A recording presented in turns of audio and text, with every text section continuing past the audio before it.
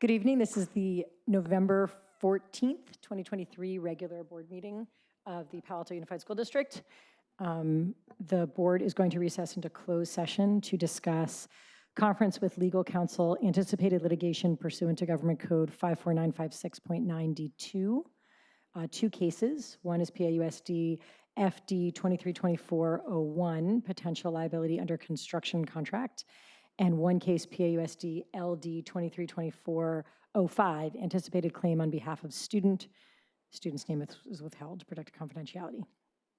Conference with labor negotiations pursuant to Government Code 54957.6. Agency designated representative, deputy superintendent, chief business officer, superintendent of schools, and the employee organizations are PAEA and CSEA. And employee discipline dismissal release pursuant to Government Code 54957B1. I see no public comments. Is that correct? Okay, the board will recess and will reconvene at approximately 6:30.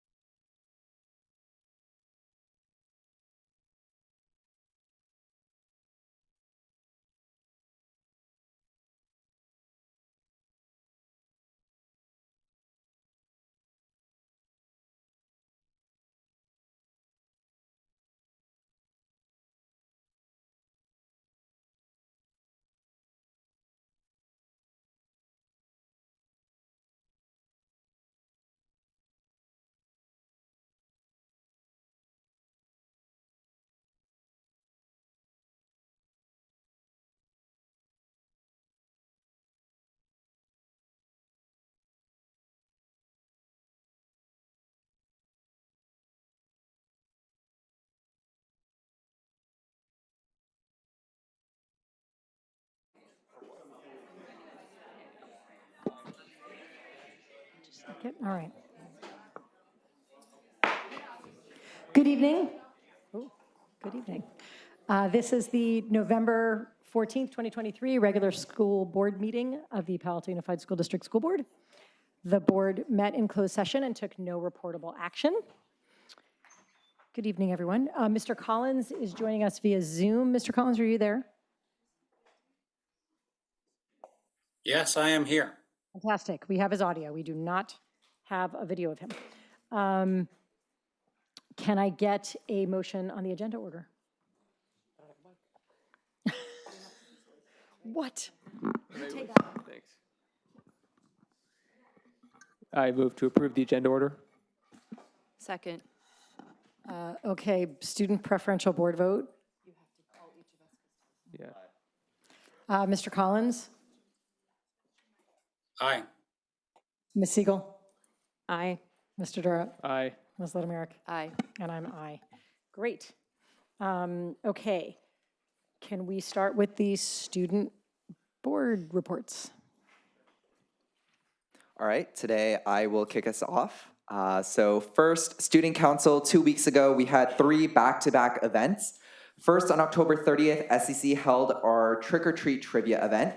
The event, which was held in 24 classrooms across campus, consisted of teachers waiting at the door and asking visiting students a variety of riddles and trivia questions. And then participants received 1 piece of candy for attempting to answer the riddle, and then another 2 for providing the correct response. So I asked our special events commissioners what some of the questions were. So first is, what is the term for the fear of the afterlife? The answer was thanatophobia. And another question that they asked was, what is the term for a female ghost in Scandinavian folklore? Which was banshee. I did not know either of these, and I had to figure out how to pronounce the first one. So I don't think I would have done very well at this trivia. Then on October 31st, Mr. Hall held his Halloween costume contest on the quad. We had a really strong turnout and showing for our group costumes. I loved getting to see the staff department ones. The math department decided to dress up as Ted Lasso, and the science department went with Barbie. The science department did come out on top for that category, and they won the contest for that. And then finally, the day after Halloween, we had our Dia de los Muertos event. Students gathered at Spangenberg Theater. They got free pan de muerto. They got to take pictures of La Catrina. They got to see an altar and contribute to it. And they were also just able to learn about the culture and just more about the Holloway. And then finally, in class last week, our diversity commissioners led an in-class equity training, which was extremely useful. So we got to listen to each other's lived experiences. We got to talk about how we're going to have a diversity lens when we're talking about, or I guess when we're leading our events and in our positions. So huge kudos to them. Second, a lot of traveling was done in the past few weeks. So our student newspaper and yearbook, the Oracle and the Olympian, went to Boston. I went on that trip. The first day, we walked for 9 miles, so they did a really good job of tiring us out. But I know all of us had a lot of fun getting to learn more about journalism and also getting to connect with student journalists from across the country. Student Council, some of our members are going to the CATA Area B conference soon to meet with other student leaders at James Logan High School. And then on the staff front, 11 teachers recently went to Utah to learn more about evidence-based grading strategies. Teachers are going to an AVID conference after Thanksgiving, and there's also another group that's going to Washington, D.C. A few more miscellaneous things that have happened. Gun Theater put on their Play That Goes Wrong, which is a huge success. I know that there were awesome reviews and that the show sold out in the final showing. And then our fall athletic season came to a close. We'll be having our fall awards night tomorrow. And then tryouts for winter season just ended, so stay tuned for winter sports updates at future meetings. And then finally, we have a few events coming up. So tomorrow we have Harvest Feast, which is where we have turkey, vegetables, stuffing, pie, and raspberry jam, all for free for all students. We partner with Second Harvest of Silicon Valley, which is an organization that aims to end hunger, and they help provide food to families, multi-generational households, seniors, and college students. Basically how it works is that the more money that's raised, the more teachers and students that get pied. So we have a $3,000 fundraising goals. When I checked around an hour ago, we were at $2,293. So we're really, really close. And then another event that's coming up right after Thanksgiving break is Titan Town Hall. We'll be hosting a panel of site administrators and district officials in the library during Prime. Dr. Austin will be there, Dr. DeBrienza will be there, and so will Ms. Conaway. So looking forward to that. And as an added bonus, we'll be offering free Mendocino Farms for all attendees.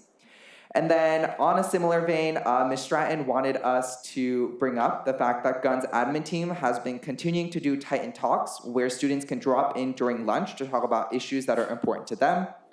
The second one of the year happened today, and Ms. Stratton said it went really well. And that's it for my board report for today. Wonderful. Thanks, Chris. Just for everyone's information, a little bit under the weather, which is why I have the mask as a precaution. I'll be keeping it off while I'm speaking, though, so you guys can hear me. Now, as I usually do when I speak after Chris, I'll keep it short because he took most of my material. So first of all, in the sports department, most of our winter sports have kicked into high gear as they start for some of them, their tryouts, and for other of them, regular practice has started. In more sports news, football has made it to the CCS playoffs. And the Pali Athletics Christmas Tree event has started their pre-sales to raise funding for all these sports.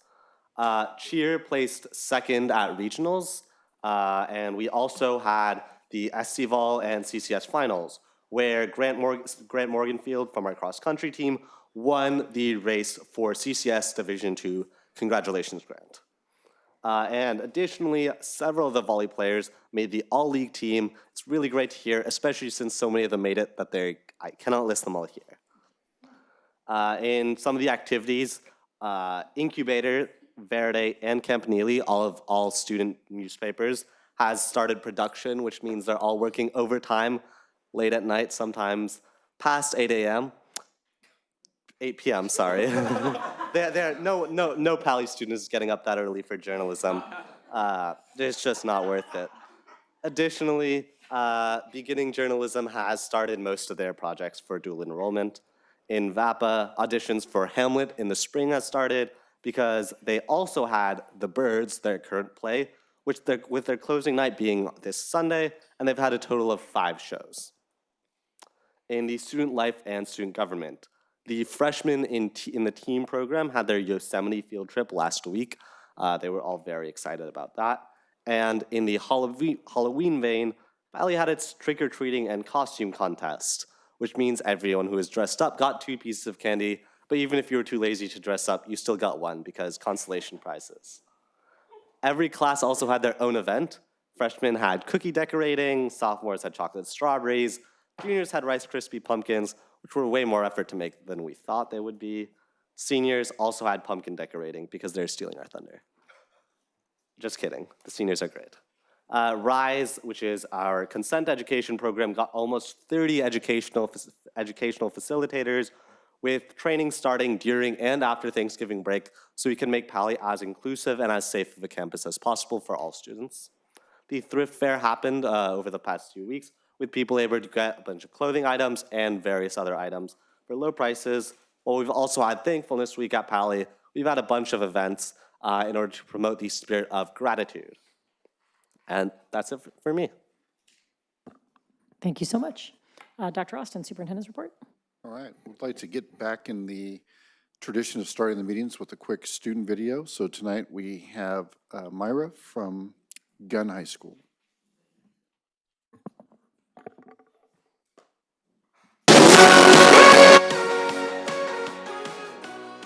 I think something that makes my school special is it is very competitive, but there are a lot of people at school that are really sweet and understanding, especially the teachers and some of my friends. They make it really fun. I think something that's helped me be successful as a student athlete is that I think the sport itself, I think coming to school and knowing that you have friends and knowing that it's not just a place where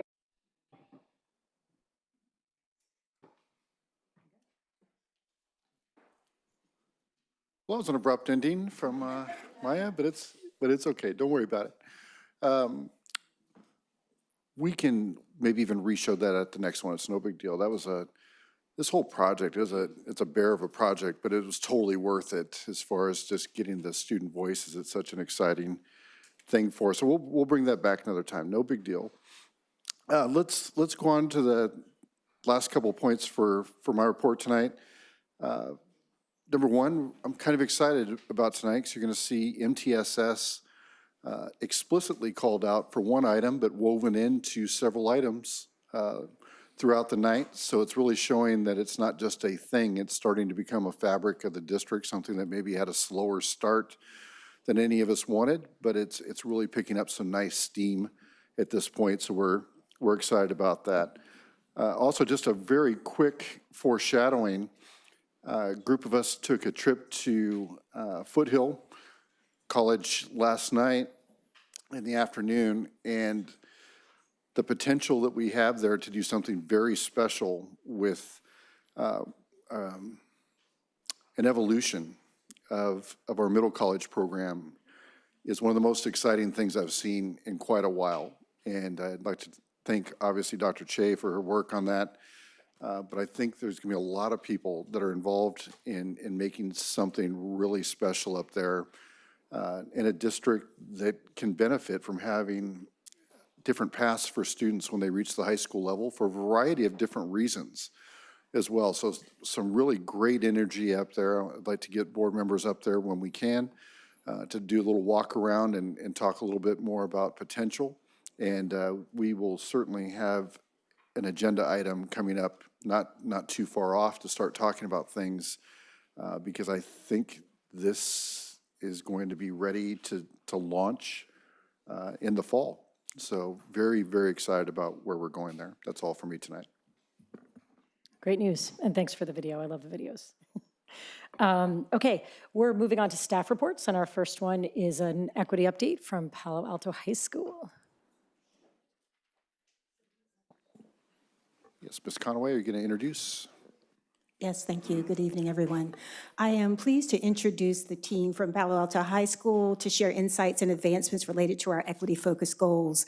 As one of our fast-track schools, they lead the charge in our implementation of MTSS and setting the gold standard for the work that we have to do. You do have a comprehensive written report, but tonight the Palo team will be presenting just one of their progress indicators around the SWIFT plan. So, Mr. Klein, the floor is yours. Thank you very much. Good evening, President DeBrianza, school board members, Dr. Austin. It's a pleasure to be able to join you and to share the great work at Palo Alto High School in the form of equity. As you hopefully read in the report, we are emphasizing our commitment to aligning to the PAUSD SWIFT plan and our goals of ensuring that every student receives an inclusive, equitable, and engaging educational experience. Our mission and vision statements underscore our dedication to empowering all students by holding the needs of all students at the center of our work. The heart of the report delves into the extensive equity work undertaken in partnership with Enid Lee back starting in January 2021, from structured discussions and self-reflection to raising awareness and creating safe spaces. The report highlights various strategies employed to enhance equity and social justice in our classrooms. As noted in this presentation slide, we've established that the gap is not in the person, but in the system.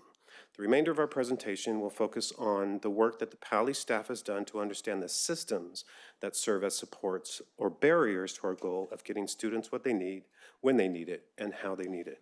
I would like to introduce Kendra Launer, Literacy TOSA, and Deanna Shute, MTSS TOSA, who have been masterful in reimagining and inventing systems of support for both students and staff at PALI. Thank you, Brent. Good evening. It's nice to be here. Can you come close to the microphone? Yes, I will. Thank you.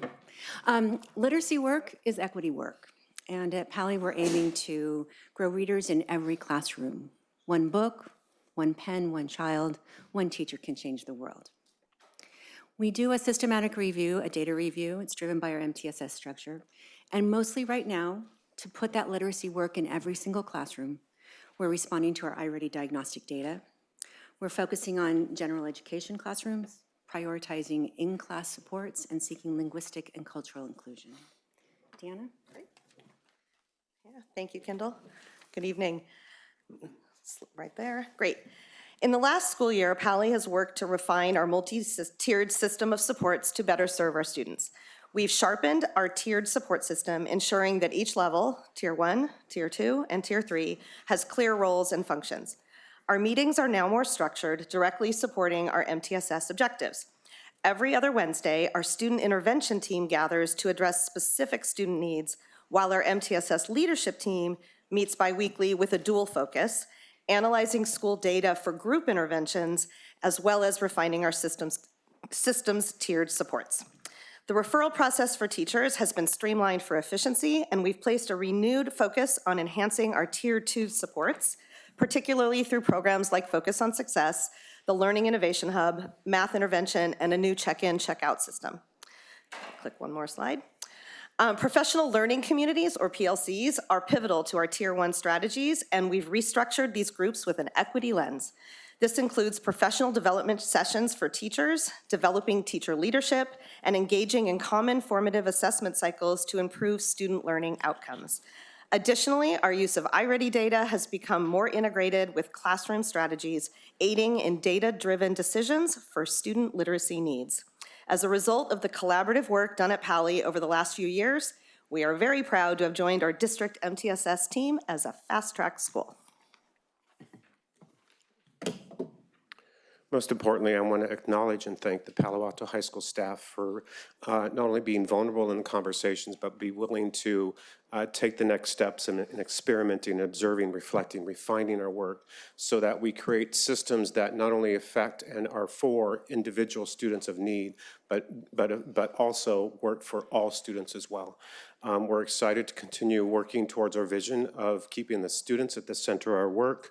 We are going to continue to look to innovate, to inspire, to reimagine our work through developing a learning innovation lab. We hope that will not only be a spot for teachers to create, to observe, and to reflect on their teaching, but also for students to be participating in mentoring, tutoring, pathways, community work, service, things that connect their learning to a greater good.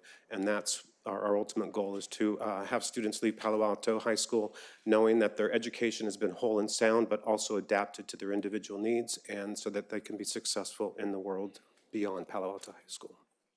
Thank you. Thank you so much. Do you guys have anything else? Okay. Wonderful. Do you have any comments?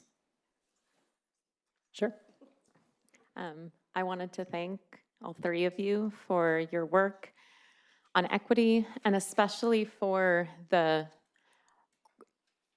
clear examples of Tier 1 to Tier 2 and Tier 3 supports that are offered. I printed it out. It's actually up in my house because it is so clear the myriad of supports offered in PAUSD at PALI, and it's really helpful for me to understand which ones are Tier 1, which ones are Tier 2, which ones are Tier 3, but also to see all of the many ways in which we support our students. And some of these programs I was not aware of, so then I went digging more, and I just want to thank you for offering all these opportunities and for the in-class supports and the iReady data and the clear focus on ensuring that every child can read and is successful at your school. That is all. Thank you for the presentation and for the work, and thank you, Ms. Conaway, for continuing to bring these site-specific examples of manifestations of our district-wide equity work, because it's really helpful for us in the community to see how when we talk about things at the board level, sort of on a high level, seeing granularly how it trickles down directly to keeping our students at the center of the focus. Thank you. And you guys included so much information in the report that you presented, so I know it must have been really hard to just stand up there for 5 minutes instead of getting to rightly brag to us about all the wonderful stuff that you're doing. So thank you. Yeah, I was ready to talk till next Tuesday if you wanted me to. Students, Karthi? Yeah, I wanted to just reiterate some of the most important issues at PALI and the incredible progress that's been made to solve these issues. I think one incredible thing that's been done by a lot of the administration, a lot of the staff, from teachers to assistants to even the counseling staff, and the incredible work they've done to really make equity and support at PALI a student-centered objective. Like in my personal experience, I've worked with my own counselor, Mr. Hamilton, who has been incredibly helpful. And additionally, I talked to Ms. Butler, on some 504 issues at Pali. And one of the incredible things that I've noticed at Pali is the broad range of student input and student voice has been taking part. All of our advisors have talked to us. They've given us presentations on things ranging from SEL to time management and all these wonderful initiatives that are undertaken by student groups, such as, for example, the RISE initiative, which is student-led. Additionally, we have the Principals Advisory Committee, which is also a lot of students, and they're able to really connect with the administration. What I really want to reiterate here is the importance of making equity and making these goals student-focused, because without a change in the student culture and in the viewpoints of those students themselves, you're never going to see real change. It can't just be top-down. So I wanted to thank Mr. Klein and all the other staff at Pali for all of the incredible work they've done to make that a reality. Nice. Okay. Thank you so much. I know I sound like a broken record, but every single meeting we hear from a different school and there's a different focus, and it's all really important. It's all been very student-focused, students at the center of it all, and really reflects our SWIFT plan in a variety of ways. So it's wonderful to see. Thank you to you guys for presenting. Thank you for preparing this amazing document, and to the whole staff for all the work that you're doing. I know, like you said, it's not easy work all the time. You have to be really vulnerable to be making progress, and it's wonderful to see. Thank you. We're grateful. Okay, next is secondary literacy update. Don't go too Next, far, we are going to Ms. see Launer. some of these same people. But let's see, Ms. Reynolds is up there. There you go. Ms. Reynolds. Oh, did I, wait, I'm sorry. So this is for 3. Ms. Reynolds, we were just joking. See, we were totally kidding. 3A, yep. Stephen Davis, sorry, Mr. Davis, come on up. One speaker first. I should have called you before we spoke. I missed it. It's okay, holiday's coming. This is on the actual progress promise equity report. I do ask that you read it.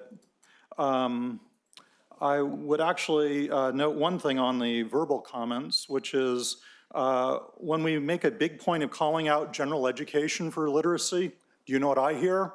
That we're not calling out special education. But that's pretty consistent with the report.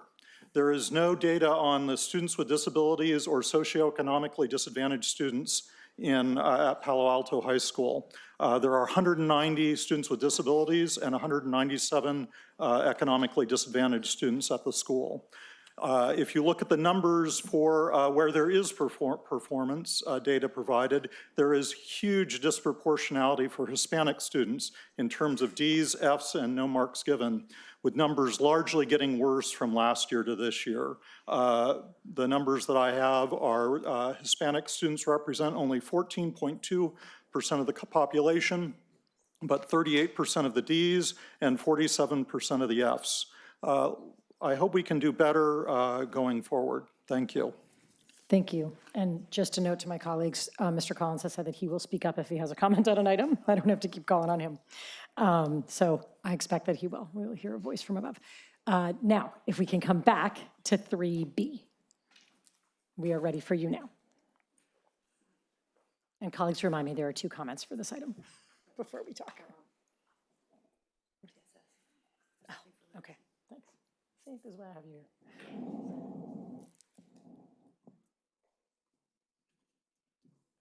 So, sorry, I'll start out. So we're excited to provide an update. We're excited to provide an update on the work that Ms. Reynolds and our secondary literacy TOSAs have been doing. Our secondary literacy program has been making great progress in identifying struggling readers in the secondary level and providing tier support and improving their reading skills. So now we'll turn it over to Ms. Reynolds and our team. Thank you, Dr. Lopez. Good evening, board members. On January 18th, 2022, staff updated the board on the tiered levels of support available to secondary students.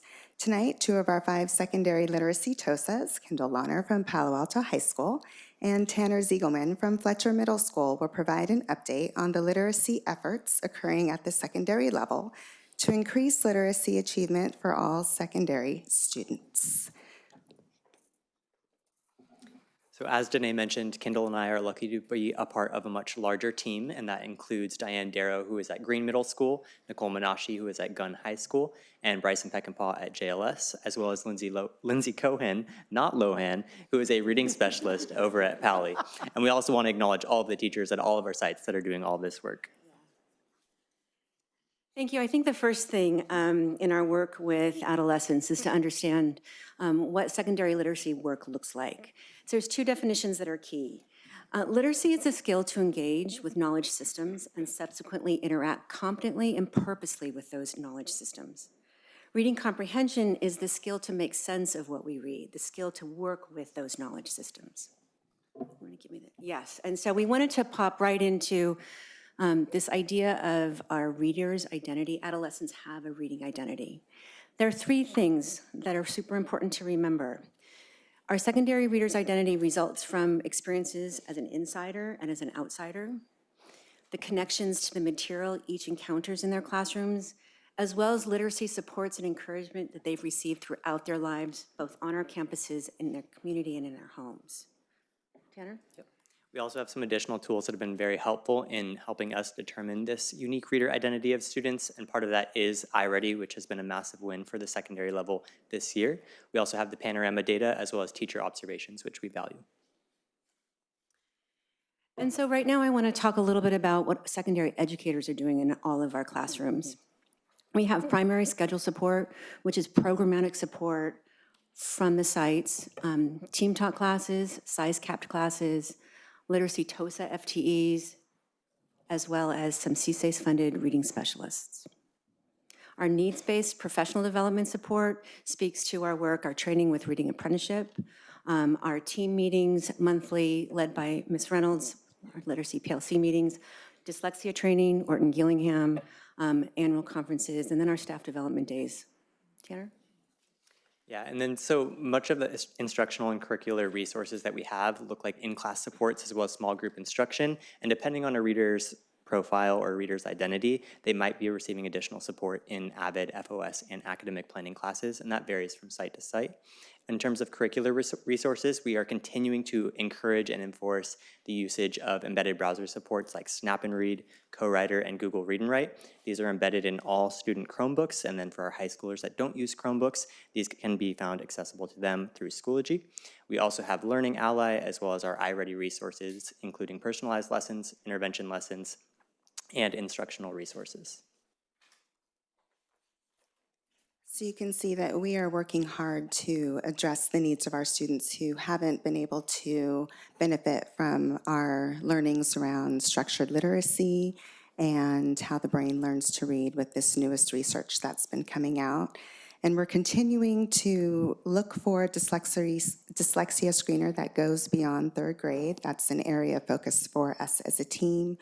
We're proud to be able to offer in fall 2024 a dual enrollment course for our students who would benefit from additional literacy support. And this course is a partnership with Foothills, so current PAUSD educators working in partnership with Foothill.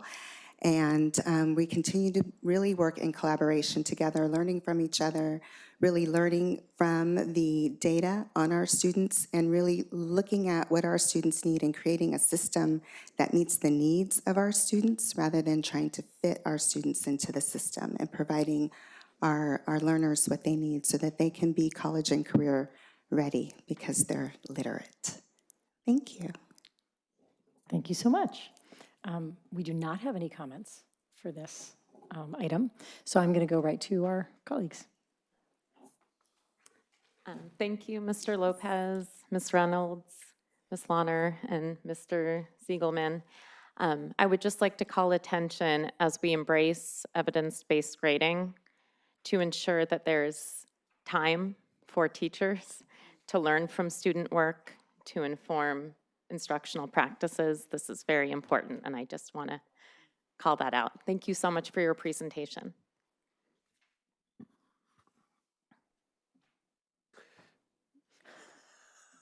But, you know, there's a lot to say, but also there's not so much to say because I don't want to, you know, I don't want to shadow the what you presented with sort of just talking about how great it was. So I'll just suffice to say that I really appreciate the report.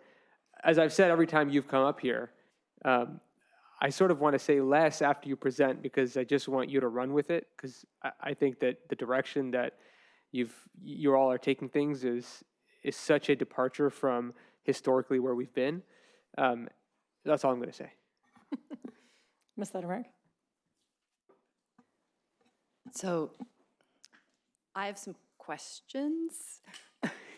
I would like to understand. So Dr. Lopez noted that we're making great progress in identifying struggling readers at the secondary level, which suggests that, and this is where I would love for you to break in and correct me or explain things.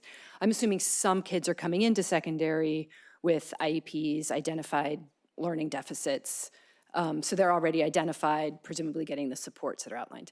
But I'm excited that we're also identifying new readers in secondary, because that's, I think, was my major concern a few months ago, that I didn't understand how it was happening.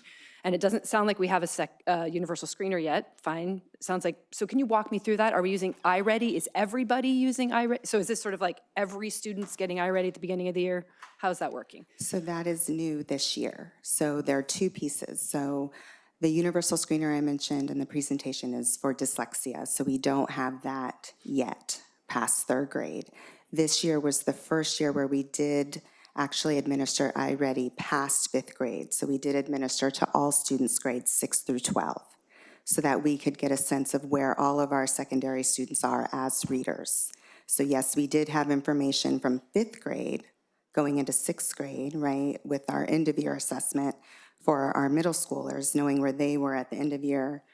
So as they came into sixth grade, we knew about those children, but then moving forward, we didn't have that information. So Dr. Lopez wouldn't necessarily be able to present to you information, but now we can do that, which is really exciting, right? So now we can really think about the work we want to do as a system moving forward to best support our students, and really look at what we're currently doing, and is that what we need to be doing, or should we look at something different? Do you guys have any, and if you don't, I don't want to put you on the spot. Do you have any idea of like the numbers of students that we're talking about that we're finding new in secondary that are struggling with reading? We can get you that information. I don't have it with me, but we can get that for you. Because that sounds, I mean, elementary school is one thing, but there's a lot going on content-wise in middle school and high school. So that feels like a lot for teachers, for reading specialists. I mean, depending on what those numbers are. It's great that we're doing iReady and we're finding the reading deficits, but then like you said, okay, now we have identified maybe this whole new problem that was there, but we didn't really see it before. And so I would love to sort of continue to get updates on what we're doing, how many of those students there are, what we're doing with them. And that's part of our work as the Literacy TOSA team, is looking at what we're currently doing to support our students, and is that the right work? Students, anything? Okay. Thank you so much for this. I'm really excited by it. As Mr. Drop said, this is such a departure from, I think, traditional, the way we view secondary. And from what I see, from what you talked about and what we've had conversations about, is part of that. Part of those students, whether newly discovered or not, there's a wide variety of accommodations that are made that make it possible to engage with that content, even while we're still working on, is there a way to remediate or any other supports we're giving. But there are accommodations so kids can get the most out of those experiences in the classroom, even if there's still a struggle, which I think really, it feels like you've just sort of wrapped your arms around this issue and are coming at it from so many different angles. And I really appreciate seeing the wide range of support you're offering and to see which ones make a difference. You know, as Ms. Lederer said, to see over time, are there deficits that you're solving or just accommodating for, or both? And are they sufficient? So I am really grateful you're doing this, because obviously, it's going to make a huge difference in just the success our secondary students have, both in secondary school and beyond, right? We want them to head off to college or whatever is next, fully prepared with all of the tools at their disposal. So thank you so much. Is that it, everyone? Wonderful. Thank you. I think now we have 3C, which is MTSS, right? Okay, just in case you have not heard enough about MTSS tonight, we have more. Dr. Marcela Simoes de Carvalho is here to demonstrate how data is meticulously managed within the Panorama Student Success Platform so that you can better understand a little bit about how this tool can support our work moving forward. And as Dr. Marcela is talking about the intricacies and sometimes confusing data during this implementation phase, please keep in mind that this is not a reporting tool. It is really used as a support tool for teachers to have data in one place to help identify the big picture needs of our students. So without further ado, I'll turn it over to Dr. Marcela to review. Thank you, board members, Dr. Austin and Ms. Cotaway. I'm going to start by revisiting the essential details of the color-coded system that's throughout Panorama and all the dashboards so that we have, and I ensure that we have a shared understanding as we delve through the different slides here. So again, these color-coded system is so that as an MTSS team, we have some early warning indicators to dig into our data a little bit deeper. As Ms. Conway said, these dashboards are not designed for achievement reporting, and it's kind of hard when you're giving this kind of a presentation not to kind of go there. So again, keep in mind that the primary function is to assist our MTSS teams so that they can begin to respond to the data, just as you've heard in the previous two presentations from the secondary school.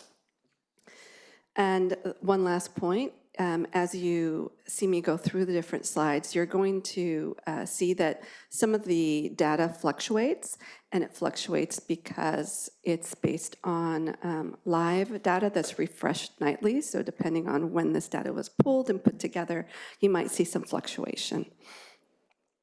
So in this first dashboard, we have that big, up in the sky view of where we are as a district, where our students are landing across all of our 18 schools. 17 schools. We don't include Greendale since we don't have any indicators that they feed into. So you can see we've got 3 areas in which our school or our district is in the green, meaning that they're in at some level of being on track in those domains. And you're going to notice right away that under SEL, we are landing in the yellow zone. Okay, so it's flashing at risk to all of us. But there's some few points that I want to highlight that I think are important to consider. And that is that in that SEL indicator, there's only one SEL skill or competency that's driving that dashboard measure, and that is emotional regulation. Although the survey does have other additional components, but this one right now is just highlighting what students have self-reported in the area of emotional regulation. And again, this is just a snapshot in time. Okay. The next dashboard is plotting 17 of our schools across the 4 domains within that early warning color indicator system. And you can see in the critical zone, in that red zone, 15 of our 17 schools are in that red zone. And again, that is singly being driven by how students self-reported in the one area of emotional regulation. The remaining 2 schools happen to be our 2 high schools. And these 2 schools are landing in that light green because in this particular point in time, that indicator is adding in additional SEL components. Okay, so it's kind of bumping up their score up there. So the takeaway here is that with the variance of the drivers, what's driving that indicator, really we can't draw conclusions just based on this initial look. We have to dig deeper and go, school by school, grade by grade, subgroup by subgroup, school, et cetera, and student by student. And that's the purpose of this. Next, this slide is organizing our data by our subgroups, so our high priority subgroups that we always want to keep on our radar. And it demonstrates where our MTSS teams are focusing their supports, right? So if we're in the yellow and the red, we're going to dig a little bit deeper and we're going to take action with those groups. And then the next slide breaks up our, or analyzes and breaks down the data into our various demographic groups, which includes the racial and ethnic categories that we highlight as part of many of our initiatives in the district. So this year is our initial implementation year, and we are all learning together, including me, even though I'm leading this. So, you know, I'm learning beside our elementary reading specialist and our teachers at our fast track schools who are brave trailblazers in writing intervention plans, group plans, and individual plans for students using the platform. And this slide shows us exactly how many students are receiving tiered intervention, right? Most importantly, the tier 2 and tier 3, and that's where their plans are being written. So along with just seeing where we have, how many intervention plans we have in the works right now, we can also, from our dashboards, find out how many of our plans that are completed did our students meet the goals. So right now, 22 of all these plans that were completed are demonstrating that the students are on track to meet their goals. So they're not closed, they're still ongoing. But of the plans that have completed their first cycle, so finished the intervention, 71% of those plans showed that students met their goals, which is a pretty good metric. So for first year implementation, I'm really proud of the work that the teams are doing. So in conclusion, I just want to highlight again that the Panorama platform is serving as a robust MTSS platform. It is fostering vertical collaboration and transparent data accessibility across all our school levels and at the district. These features enhance our decision-making efficiency and ultimately contributing to the establishment of a nurturing educational environment, which is aligned to our PAUSD promise. And I will add, I'm sorry, as you go home and dream about MTSS, just keep in mind that all of our schools are at different levels in this implementation process. So, you know, there are several schools that are moving far, far ahead, and we are seeing some really great progress in their systems around supporting students who need support. So, thank you. But they all get A+ for effort.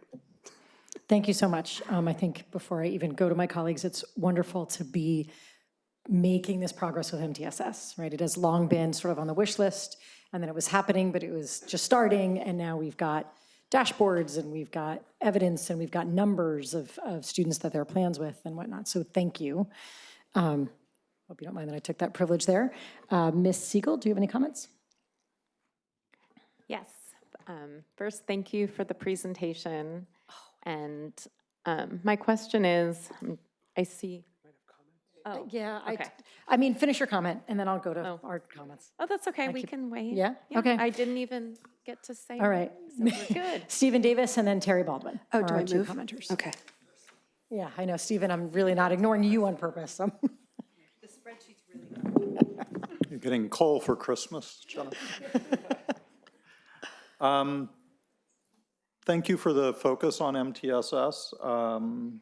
And I know we're at the beginning stages. The thing that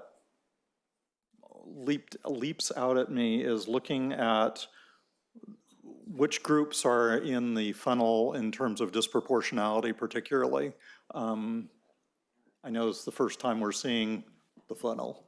But it would be, I think, really instructive to see from an equity perspective and a disproportionalities perspective who's getting put into it, and if there's anything that is systemic about why they're getting put into it as opposed to just that they're in there. Thank you. Thanks. Ms. Baldwin. Thank you. Terry Baldwin, President of the Palo Alto Educators Association. I just wanted to point out when I looked at this data that it's a little deceiving in the behavior because apparently no behaviors are being entered in. So I don't want that to get lost. And I'm hoping that since like iReady just goes into this system that the behavioral incidents in IC would also go into this system. And it makes it easier for schools and teachers to track that as well.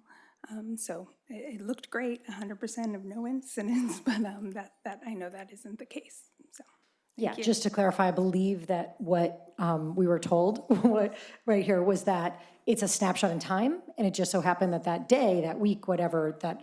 No, I want to say the data, the incidents are in there. It's just showing that it's not in a critical range based on the scale that was set by the system. So they're there. So I just don't want people to be confused that they're not being. So if I'm a teacher and I'm looking at a particular student, I'm seeing all of these measures. If there's a behavior incident, attendance, whatnot, it's all there.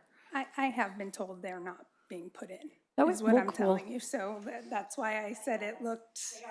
We'll confirm. Thank you so much. Okay.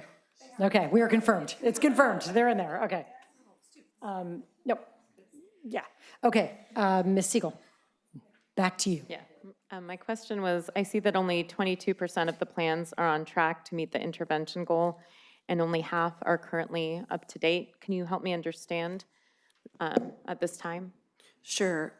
So across our schools, our intervention teams are probably starting an intervention plan this week, right? So that's an in-progress plan, and they may be doing progress monitoring over 6 weeks. And so when they enter the data along those 6 weeks, we would see a higher percentage perhaps in progress. So because everyone's starting at a different time, it's just pooling of the plans that are currently in place, how many are tracking to meet their goals. So it's not like a final number. That's going to change as they move more forward in those plans. Yeah. Thank you. I look forward to seeing the progress. Yeah. Mr. Darrow. Thank you. This has been a long time coming.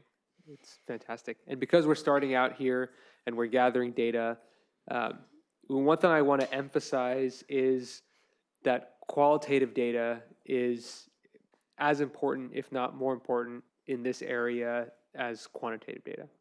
And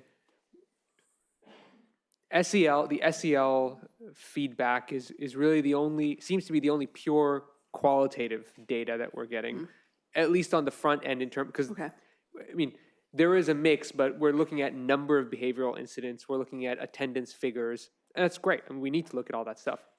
And I know we get into the qualitative, for example, once we've identified and we're creating the plan, then obviously we're getting into the qualitative to understand the why and the how, and we're tailoring we're implementing a plan, and that's great.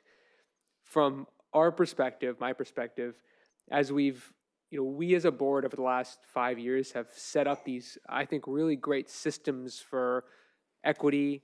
We're in the process of setting one up for mental health, looking at students holistically and looking at not just the quantitative data, but the qualitative data. I happen to think that's the reason why we've been successful when in the past we haven't, because we're looking at the whole child. And so as we continue with, for example, the Board Equity Oversight Committee and the Mental Health Committee that we're anticipating to start up, I think it'll be helpful for board members to look at qualitative data from here. So for example, I don't know how exactly that would be, but if there's some sort of reporting mechanism for when you go in and create and implement the plan, identifying reasons underlying behavioral incidents, identifying reasons underlying attendance, so that we can look at qualitatively the why on a larger scale. That would be really helpful, I think, in the context of the equity work and the mental health work and identifying how we got to where we got and how to stop that. On a micro scale, this is exactly where we need to be, and it's fantastic. And now, on a macro scale, what are we doing on the back end with that qualitative data? Ms. Latimer. A little bit on that note, Ms. Conway, we took MTSS off as a SWIFT goal, right? Because of its progress. No, did we leave it? Is it still on? Ah, okay.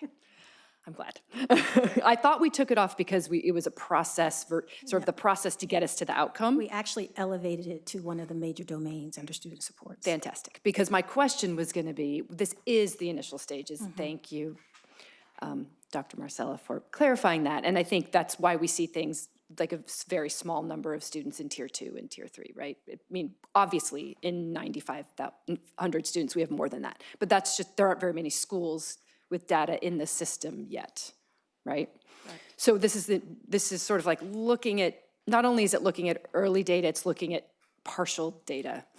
And I appreciate that. You're just giving us an update. And so my question was going to be, are we going to continue to get updates like, I mean, not that you have to stand up here and give us a whole report. I mean, I would, even if it's something on, I don't know, information items, or if it's on the SWIFT report card, I would just love to continue to get updates on the progress of getting this system in place, just so we can keep, because it's been such a long time coming and because it's so crucial to everything else that we're trying to do.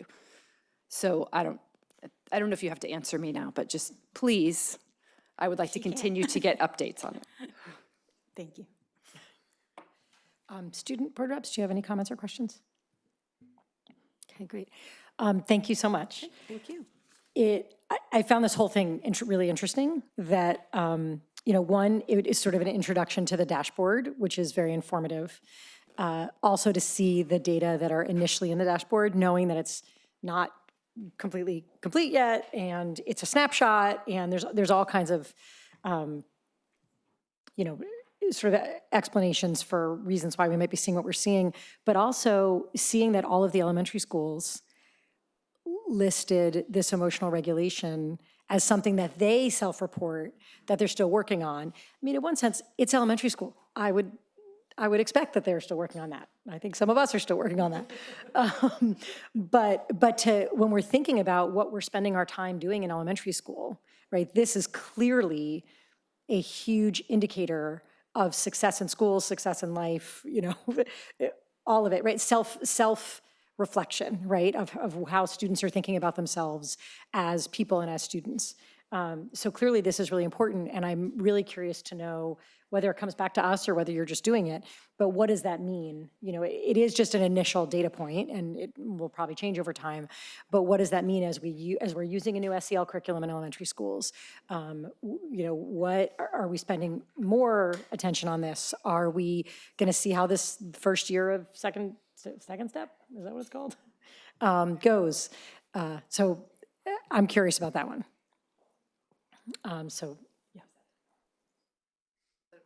No, it's just, I am curious to see going forward what that brings about, right? How we're using these data to guide what we're doing in our classrooms, what individual teachers are doing with their students, what the system is doing as a whole, so thank you.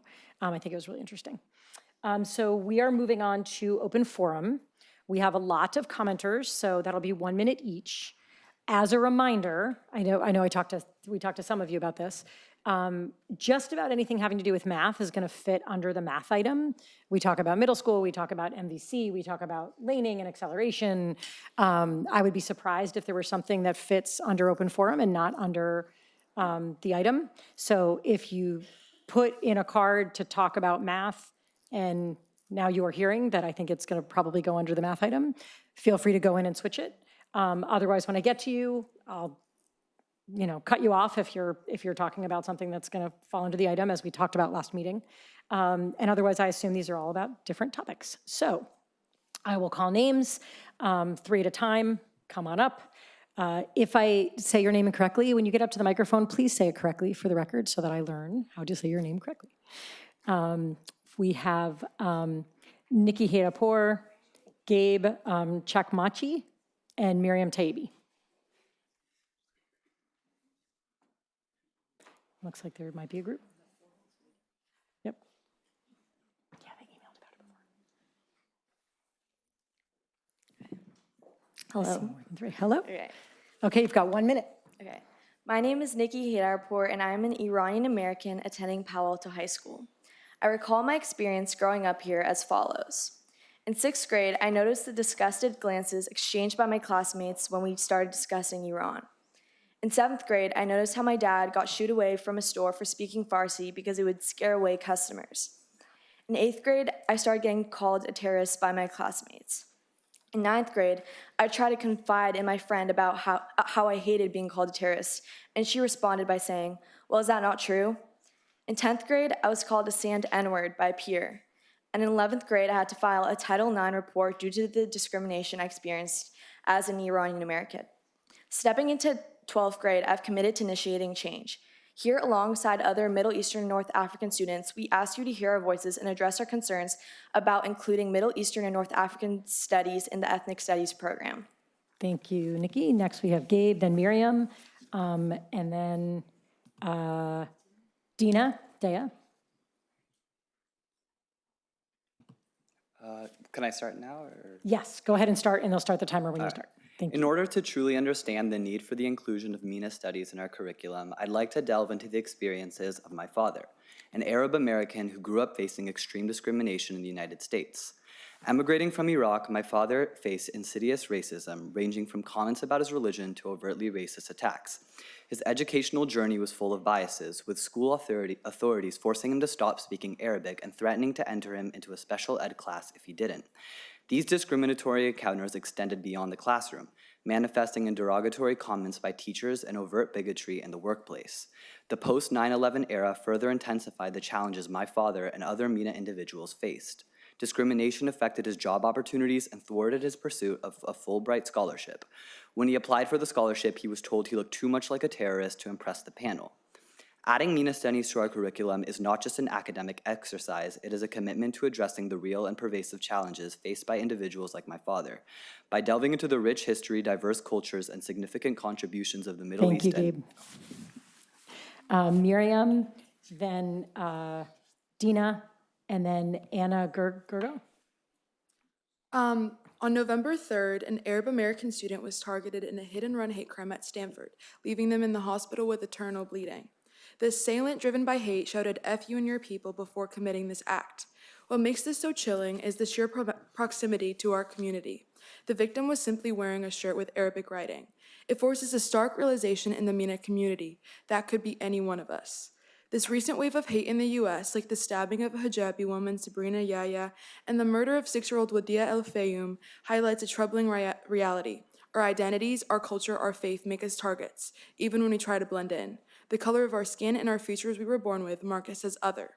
But this isn't just about one incident. It's about a symptom of a deeper issue: misrepresentation and lack of understanding. The absence of MENA studies in our curriculum perpetuates this cycle. We call on the board for inclusion, education, and awareness. Our safety of our students depends on it. MENA Americans shouldn't have to apologize for our existence. We are not a threat. Thank you. Dina, Anna, and then Amet. You add Dana? Entering contemporary heritage one day, my heart soared at the prospect of delving into the Middle East. However, as the lesson unfolded, my enthusiasm took a nosedive, realizing the singular focus centered around warfare, terrorism, and political unrest. Why am I political? Why is a mere mention of my ethnicity considered offensive? In today's climate, integrating Middle Eastern and North African history into California's ethnic studies is more emergent than ever. MENA students often face unfair associations with war and terrorism, overshadowing our rich culture and the narrative of our evolution into Arab Americans. While addressing challenges like conflicts and poverty is crucial, an exclusive focus on adversity in our history classes distorts our story and other students' perceptions of us. Our narrative extends beyond struggles, encompassing the vibrant tapestry of our history, identity, and contributions. We call on the board to help foster a more inclusive understanding by integrating our diverse experiences into educational discourse and promoting a nuanced perspective on our community. Thank you. Thank you. Right. Anna, right? Oh, wait. I'm about to read an excerpt from Anna. She wasn't able to attend today. Okay, make sure you give your name so we know who the speaker is. Of Okay, course. at the, After- now and then maybe at the end, check in so they have the spelling. Of course. Okay, and then Amet, and then Ariana Albarani? Should I start? Yep. In the aftermath of 9/11, Iranian Americans like me faced the unjust stigma of being labeled as terrorists, a burden especially challenging for children navigating their identity in a world that misunderstood them. Compounded by a lack of cultural education in schools, I had to seek alternative avenues to connect with my Iranian heritage. As we reflect on this shared history, let us commit to fostering, understanding, dismantling stereotypes, and ensuring no child feels the weight of unjust associations, but instead grows in a world that celebrates the diversity of each culture brings to our shared humanity. To achieve this, having MENA studies would be a step in the right direction to ensure that students in the future don't feel this sense of loss and confusion as we did. Thank you. Amet, then Ariana, and then Chilton? Should I start? Sure. The integration of Middle East and North American history into the PAUSD Ethnic Studies curriculum is not just necessary, it's an opportunity. MENA studies often find themselves unfairly tethered to associations with conflict or terrorism, casting an obstructive shadow on our culture, history, and individuality. The current lack of representation within the Ethnic Studies program only deepens the sense of insignificance the MENA community faces within the PAUSD. I believe it is PAUSD's interest to foster genuine inclusivity. By incorporating MENA studies into Ethnic Studies program, we can dispel stereotypes like terrorism regarding the MENA American experience and enable students to learn about the history of this group within the US and PAUSD that goes far and beyond the current narrative. The history is our best antidote for a single-sided story, and I encourage PAUSD to utilize opportunity the Ethnic Studies program presents to resist misrepresentation. Thank you. Ariana, and then Chilton, but I'm not sure. I feel like there's an order intended here, and I'll try to respect it if it's reasonable to do, but you're Ariana, right? Yeah, I'm last. Great, oh, great, okay, thanks. We have gone between teachers and the school board, and we feel that our voices aren't being heard.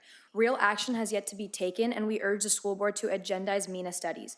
According to the PAUSD policies and regulations in the section for philosophy, goals, objectives, and comprehensive plans, it's part of the school board's responsibility to set direction for the school district to set curriculum requirements.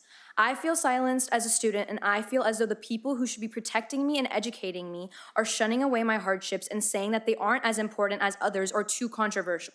Since last May, we have collected over 700 petition signatures in favor of MENA studies in the PAUSD curriculum.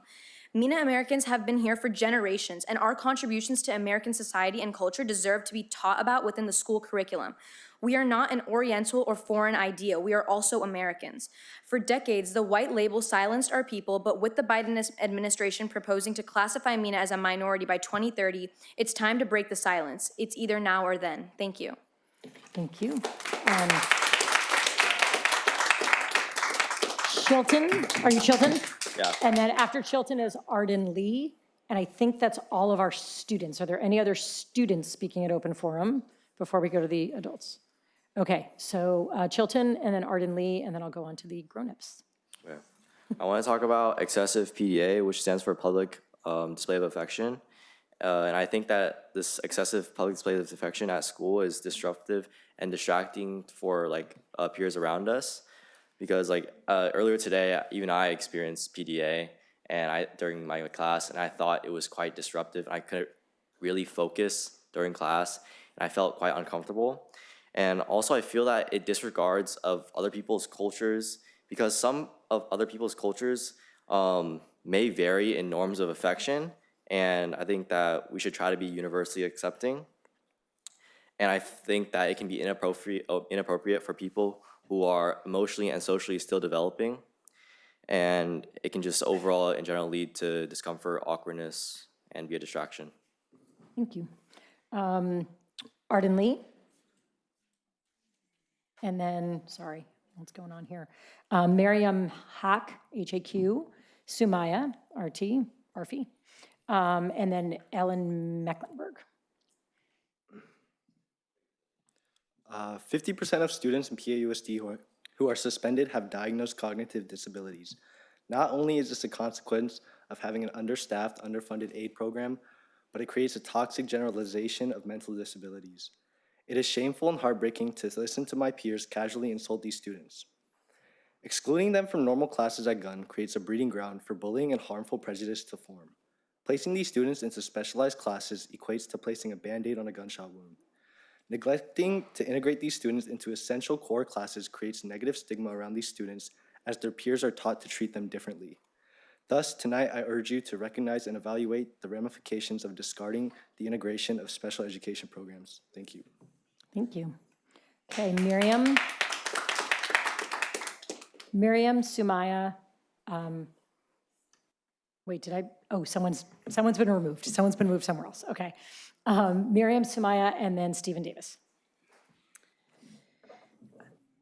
I'm proud of the MENA students who spoke, what my two sons who suffered similarly during their time at PAUSD would have said. They didn't see themselves and their experiences reflected or reinforced. They felt isolated, rejected, unseen, unheard, and ostracized. Our district and community is progressive and future thinking. Equity is so important to us, but so is inclusion. Recent world events have given rise to hate against MENA individuals. Much of this is due to misinformation and what I would call malinformation. The current education system at PAUSD does not represent MENA students, making them feel invisible. The district is not doing its job in a holistic education. I urge the board to real action, to embrace MENA experiences and include them as part of their ethnic studies curriculum. Action cannot be implemented by teachers until the curriculum is approved. Thank you. Sumaya, Stephen, and then Nan Zong. And it's Sumaya, actually, since you asked to be. Thank you, No Sumaya. problem. I have been saying it wrong. It's Thank okay. you. It's very common. Sumaya. Okay. Middle Eastern and North African students do not see themselves reflected in our current PAUSD curriculum as they so eloquently spoke just now. With the development of the new Ethnic Studies course that will now be required for all students, it's a great opportunity to include MENA studies in the district. To ensure that it gets included, I asked the board to add it to the next school board meeting agenda so it can be discussed and hopefully implemented. Thank you. Thank you. Stephen Davis, Nan, Allison Rosen. We talk a lot about numbers of students in grades and different curricula, but on September 6th, I asked the school district, how many kids are in different settings in special education? How many kids are in futures and in learning centers and all the other places? I wait for that answer. This should be a question that someone should be able to answer in seconds. Our special ed directors should know exactly how many kids in each grade, in each class there are. They should know the graduation rates for each setting. I'd like to know that data, and we all deserve to know that data. Thank you. Thank you. Nan, Allison, Faria, Halali.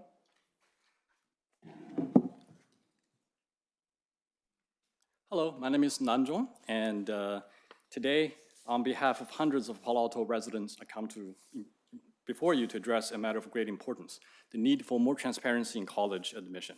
My son Stanley's college application story was so bizarre. It was reported in ABC, CBS, CNBC, and also presented at a congressional hearing. As a high schooler, Stanley achieved recognitions that made him stand out, even among professional software developers. In September, at age 18, he was hired by Google. Yet, despite the professional level awards and others, including a gold level President's Volunteer Service Award, his application was denied by all 5 UC schools he applied to. The Varsity Blue scandal, UCLA professor Robert Myers' report, and the 2020 audit by the state auditor all underscored deficiencies in UC's admission process, as students' parents were seeing nonsensical admission results again and again. As a basic democratic principle, we should have checks and balances for every power, including the power of admission offices. Let's do something for our kids. Thank you. Thank you.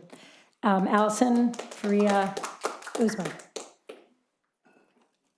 Well, I learned I can't talk about math, so I'm going to talk about process. Okay. I don't understand why these kids get up here every week and nothing happens. What happens when someone speaks here? What's the process when a whole line of people, like these MENA kids, gets up? Is there an organizing committee that happens afterwards where people hear them and actually take action? I mean, I've been in the school system, watched for 6 years, I mean, longer, but this math, forgive me for saying it, I don't speak anymore because I know we're limited to 30 people on math, and they're brilliant, brilliant students who want their future to be in STEM, and yet they, I don't want to take the time away from them. So can you set a process where these students can work and craft this? As it stands, multivariable linear algebra, we can't finish because of the time delay. Thank you. I'm going to speak out of process here and say, what is the process? The process has been communicated many, many, many, many, many times. Dr. Lopez said it last time. It's in this math item that's coming up. The process of adding another class does not happen from the board. It comes from school sites and comes up. It has not come up to us. You can come every day until you graduate, and you can keep coming afterwards. There is no process by which this board adds a class to a school site. It has been explained over and over. You are welcome to come and talk to us every time. We have met with you individually. We have met with you in groups. You have come here. You may keep coming. Nothing is going to change process-wise by coming here and doing this here. It's not the process. I don't know how else to say it. And I'm sorry for speaking out of turn. That wasn't agendized. But I don't know how many ways and times we can say it. Freya, Uzma, Edith Cohen. Hi, good evening. Thank you so much for giving me this. Can you come close to the mic, please? Oh, sure. Thanks. Thank you so much for giving me this opportunity to speak about the importance of having MINA in the PAUSD Ethnic Studies curriculum. MINA students don't feel heard and seen. The current situation has led to a rise of hate against MINA individuals. MINA hate is due to a lack of knowledge and education. Currently, there is no representation of MINA in the PAUSD curriculum. Incorporating MINA curriculum into the ethnic study curriculum will rectify that and also help the students to feel like they belong and are part of the community. Thank you. Thank you. Uzma, Edith Cohen, Michelle Higgins. Our MINA students today were very brave and speaking out. I asked the board to quickly prioritize their needs and ask to get MINA studies into the ethnic studies curriculum. What I found really powerful about these amazing kids is that they weren't born on 9/11, but their parents were, and they feel it as well. So please prioritize their needs and get the item on the agenda for a future board meeting. Thank you. Edith, Michelle, Sarah Woodham. Hello, so a few words about MINA. Thanks for the students that spoke today. I think there is a general issue with respect to foreign-born families and more knowledge about them. So I'm a MINA Jew, and all MINA Jews are now in Israel because basically they were cleansed throughout the Middle East 75 years ago, so we're all in Israel. And any MINA curriculum that is selected should also cover Israeli Jews, and it should not be curated by the UC Ethnic Studies Department that are deeply anti-Semitic and essentially called for the destruction of my country of Israel. So when you adopt such curriculum, please focus on what is common to all of us in that beautiful region: Jews, Muslims, Druze, Turks, some Christians, on the food we like, on our customs, on the geography. Don't include any political things. Okay, thank you. Thank you. Michelle, Sarah, Samina Usman. Thank you. During the Trump years, in the time of the Muslim bans, Palais student Yusra Rafiki stood with her father at the corner of Town and Country on a weekly basis, holding a sign that read, "Dine with a Muslim family." Yusra's motivation to paint a positive depiction of Muslims and to show that families like hers are not a threat to the community. At the time, I thought that effort was heartwarming. Now it makes me sad, a little ashamed even, not for the student and her family, but the racist undercurrents that led to this initiative. No community should have to go to such lengths to simply be seen as fully human. For me, this story goes to the heart of what MENA students are asking for from our school board, to formally include MENA in the ethnic studies curriculum. The MENA community rarely sees themselves depicted in popular culture beyond caricatures and negative stereotypes, nor are they meaningfully represented in the K-12 curriculum. Thank you. Thank you. Sara, Samina, Syed, Husani.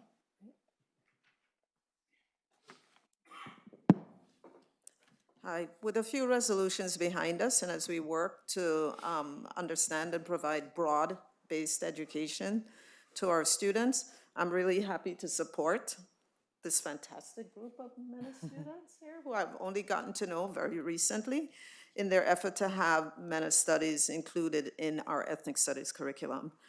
And as they've expressed very clearly, they do not see themselves in the curriculum that we provide. I believe it's our obligation to make sure that as we face down rising Islamophobia and anti-Semitism, this request is timely. Our students should not feel ostracized, and that conflation of MENA with terrorists is their reality. Please agendize or otherwise give guidance to staff to include MENA studies in our ethnic studies curriculum. We need this for our MENA students here, but we just as much, or maybe even more, need it for our broader school community. Let's seize the opportunities, especially as we're fleshing out curriculum. Samina, Syed, and then Samuel McCoy. Hello, my name is Samina Usman. I had worked on the original ethnic studies curriculum, or I worked alongside educators and other organizations to push for the original model ethnic studies curriculum. Afterwards, it went through a series of changes and edits where the MENA curriculum was removed from that.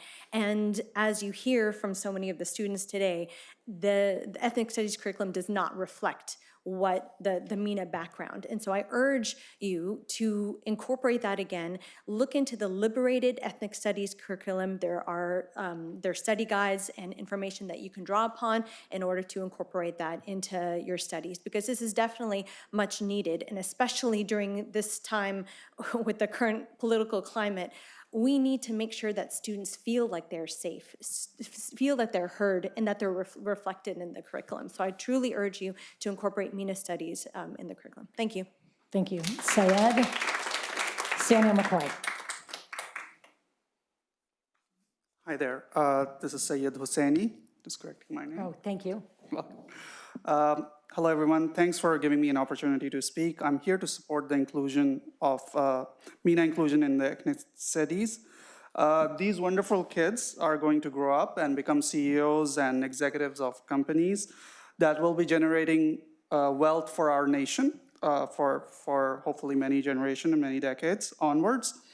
And these companies are going to be creating products that will be hopefully inclusive and appeal to many cultures and countries. The next major consumer market is in MENA. These kids need to know the backgrounds and the history of the region and not just a Eurocentric version of the history. Having that inclusion will enable them to create products of the next generation and continue to solidify our lead in the globalized world. Thank you. Thank you. Samuel McCoy, last comment. Hello, my name is Samuel McCoy. I'm a public high school teacher of MENA descent. I'm very proud of all the people who came to speak here today. I just completed a cutting-edge, highly regarded master's program, the Stanford University Teacher Ed program, and sadly there was not a single mention of MENA in the readings in the curriculum or in the formal class discussion.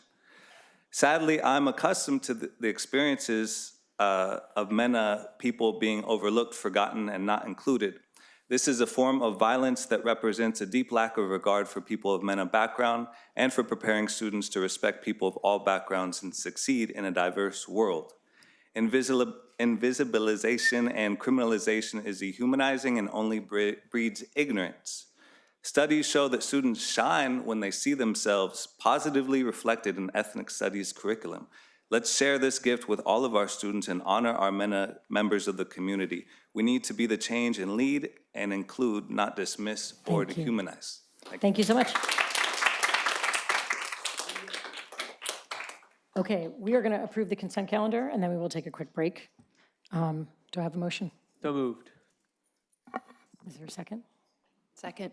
Okay, we have a request to speak to 3 different items. It's all the same speaker. Mr. Davis, can I ask you to come and speak to all 3 of them at once, please? And if you can keep that to 2 minutes, that'd be really awesome. But, you know, do your I think thing. I only said 2, but that's okay.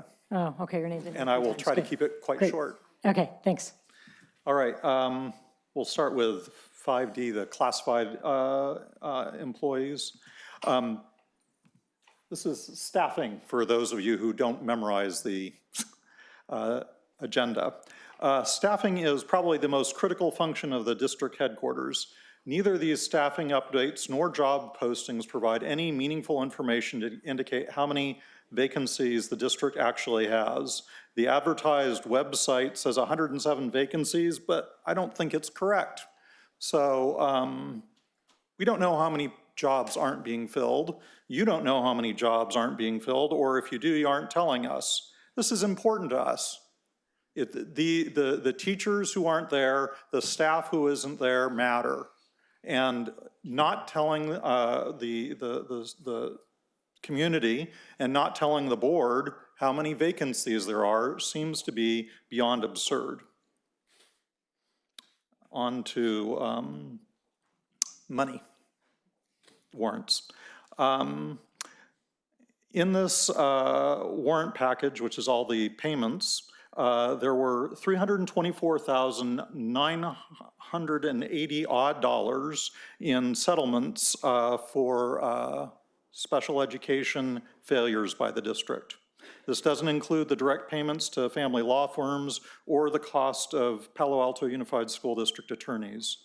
These settlements are rarely the result of a single incident. They result from a culture that is hostile to parents and a sustained pattern of non-compliance. Understand these, and you understand what is wrong with our special education program. Thank you. Thank you. Okay, we have a motion on the table. Student board reps, do you have any comments? Student preferential board vote on consent, okay. Mr. Collins for consent calendar? All right, great. Ms. Siegel? Aye. Mr. Aro? Aye. Ms. Merrick? Aye. And I'm an aye. Okay, consent calendar is approved. We're going to take a 5-minute break, and then we're going to get to action items. We will be back at 8 o'clock.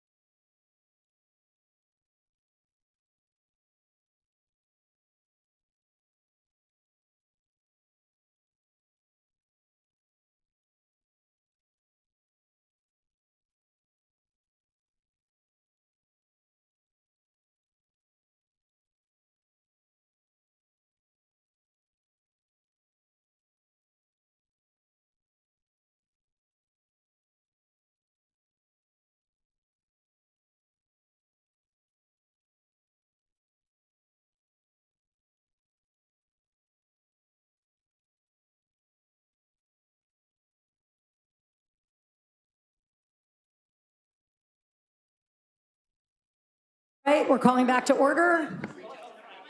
Let's come back together to finish this meeting. I don't see Mr. Durop. Do I have Mr. Durop? Calling Mr. Durop to the dais. Okay, we're going to get started without Mr. Durop. There he is. He's fast. Okay, thank you so much. We are ready to move on to our action items. And the first one, I think, is why a lot of people are here. 6A is math acceleration. Dr. Austin, take it away. All right, just a quick frame up. On this item, we tried to capture some of the important pieces of the previous conversations. And I've shared my thoughts about acceleration in the past, including experiences in other high-end districts where I've been in the past. As I stated before, I think some students will accelerate easily, some will need additional support beyond the school site, and some will struggle if they're misplaced. Our teachers will teach the students in front of them to the best of their ability. That's what they do, that's who they are. But to be clear, and I just feel like I need to say this, none of our ILs and no teacher that I've talked to has requested or advocated or even acknowledged support for additional acceleration in middle school. And I think we need to at least acknowledge that before moving forward. If acceleration increases for kids who are somewhere around 11 years old, parent education and expectations will be an important part of the plan. I think we can make it happen. I've seen it happen. Actually, I'm not even opposed. There are just some realities. And if we do go this direction and we lean into this shift, we need everyone, starting with our parents, to go in with their eyes and ears wide open. If we shift to a model where it goes from a hard cap test to something more where it's information to help make decisions, I really hope that our parents can listen to the viewpoints of the professionals that are talking to them with the best interests of their students in mind.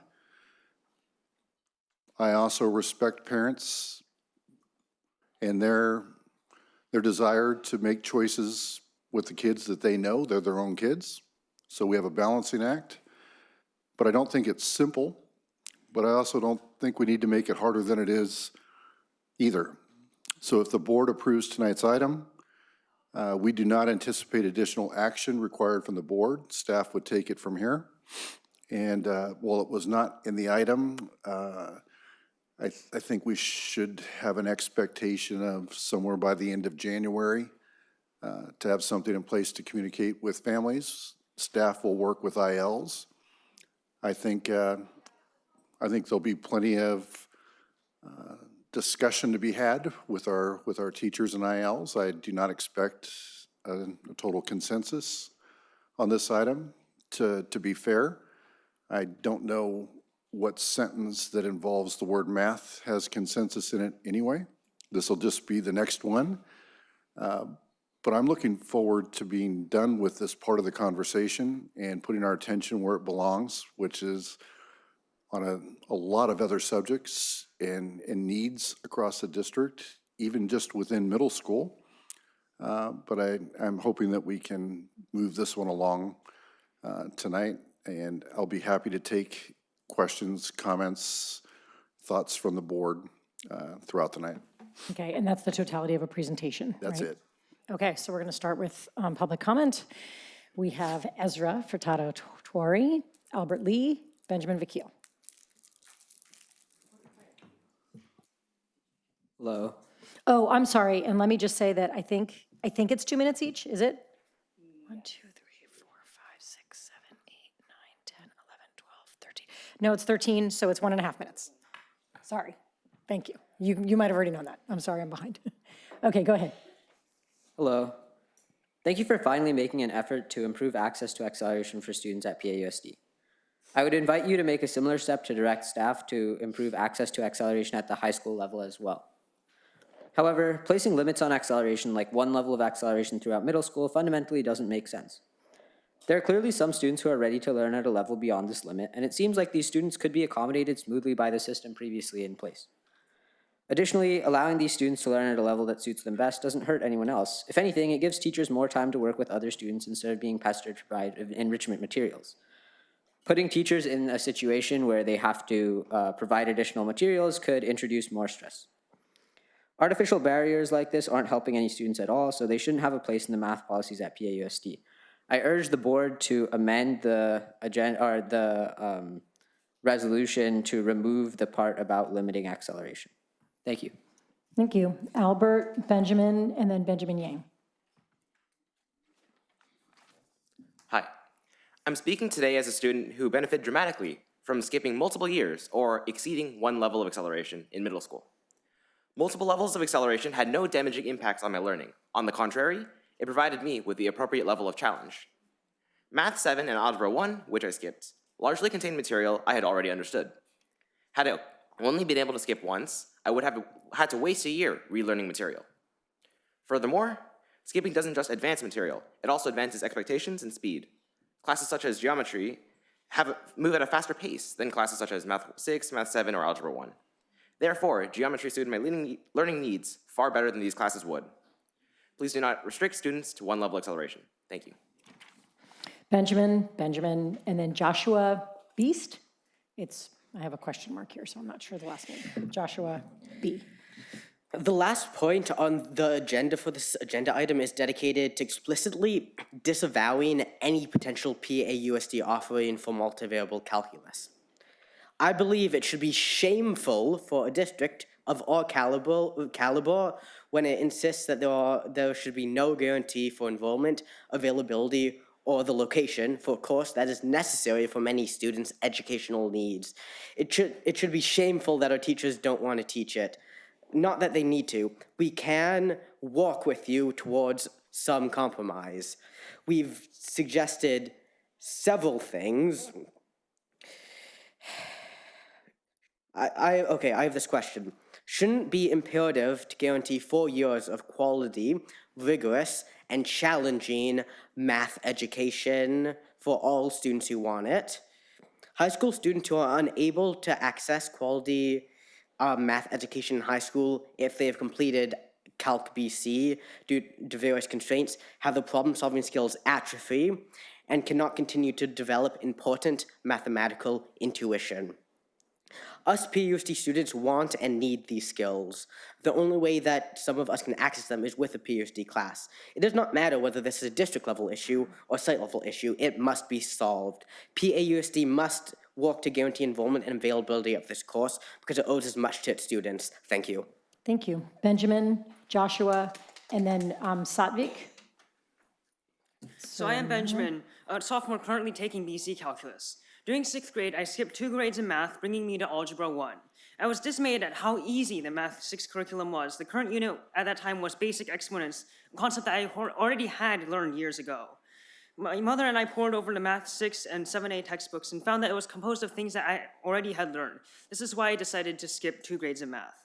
I passed the skip test handily and found that Algebra 1 provided the right amount of challenge. I made new friends, including a fellow 6th grader and several 8th graders as well. Now I am taking BC Calculus and I'm still faring well in that course.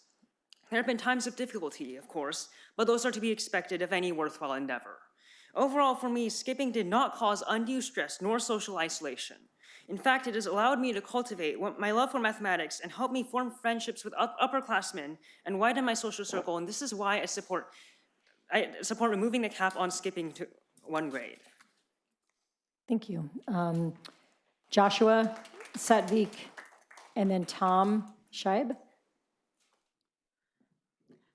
An education should adjust to fit the needs of each student, not the other way around. Every student has individual needs and we need to look out for them. I'm a student who loves to learn, especially when it comes to math. Over the summer, I had the opportunity to be tutored. I spent many hours each day just studying math. This allowed me to skip to analysis stage, which would otherwise not be allowed as a freshman. However, I'm not ignorant of the fact that not everyone is as fortunate or has the same opportunities that I do. Not all families can afford to send their children to these tutoring services, but that does not mean that those students should not have the opportunity to enrich themselves. In a promise written by Dr. Don Austin, it stated that PAUSD should strive to serve and celebrate others and aim for equality and excellence. Capping students' potential based on their background does not seem to align with these values. Therefore, we are urging PAUSD to consider amending the resolution and allowing all students the chance to enrich themselves by self-studying without outside tutoring. Thank you. Thank you. Satvik, Tom, and then Ruth Jaquette. In the beginning of 7th grade, I was able to skip 2 grades of math, 7A and 8A, and take geometry honors in 7th grade. I felt that this class was at an appropriate level for me. I was challenged, but was also having fun. However, prior to this, I felt bored and not challenged in my 6th grade math class, and I dreaded having to sit through material I already knew day after day. Without being allowed to skip 2 grades, I would have to continue my same negative experiences into 7th and 8th grade, and later in high school. Skipping 2 grades was what was best for me, since I was able to learn new and challenging material at an appropriate level for me. Preventing students from skipping more than 1 grade in middle school removes this opportunity for other students who would do best in higher classes. Removing skipping would only hold back students from achieving their true potential in a class that is appropriate to them. PAUSD should not legislate a cap on what class an individual student should be ready for. I urge you to vote against this item unless the cap on skipping is removed. Thank you. Thank you. Tom, Ruth, and then Becky Rea. Hi, I'm Tom Scheib. I've been a long-time enjoyer of math, and have been lucky to receive many opportunities to learn and grow before and at elementary school. Notably, in 6th grade and middle school, I was lucky enough to have an opportunity to skip 6th and 7th grade math, joining the 8th grade students in Algebra 1 at my appropriate math level. Very grateful that I had this opportunity. I discovered it later in middle and high school, and now PAUSD has considered making steps to limit the opportunity for future math-enjoying students, and I've been disheartened to hear that similar students would be denied the opportunity. While I'm aware that math acceleration isn't for everyone, it feels unfair to take steps to limit people's growth, especially as equity is about making sure everyone can learn what is at their level, not the average of their age group. I hope the board will allow 6th graders to skip 2 grades in reach algebra, even though for a more fluid learning system. Thank you. Thank you. Ruth, Becky, Edith.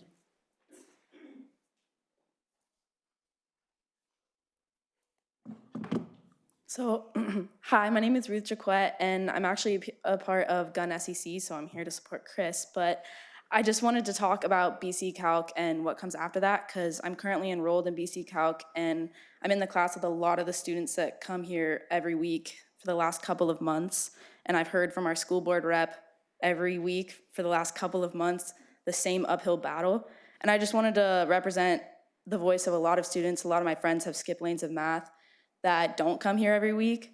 So first of all, I just want to address that in large part, the people I talk to, this is not an issue of wanting to enrich your learning in math, but instead an issue of wanting something to appear on your transcript and following a lot of Gun's focus of college admissions and being able to send that on your transcript to colleges.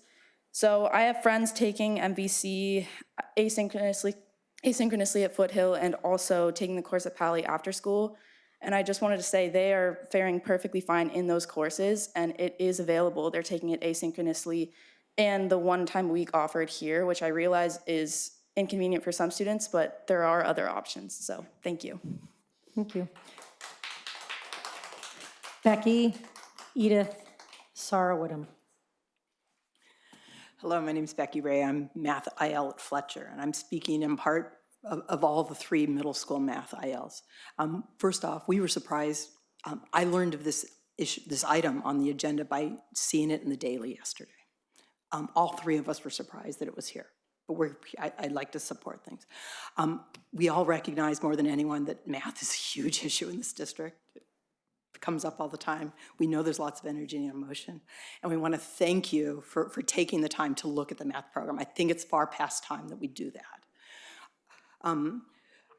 Just yesterday, the middle school algebra teachers met as a result of the meeting 2 weeks ago to talk about our algebra program and move forward. We have some action items that'll be brought to our steering committee next week.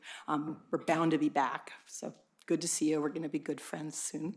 I did want tonight, however, mostly to talk about 2 things. One is I wanna caution us against making policies sort of piecemeal, little bits and pieces and changing little tweaks without looking at the whole system. And I feel like we really need to look at a K-12 math program in our district. So I want to caution you and say that we look at that.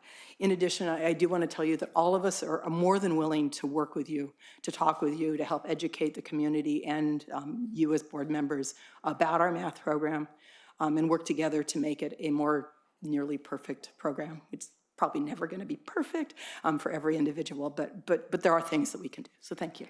Thank you. Edith, Sarah, Linda.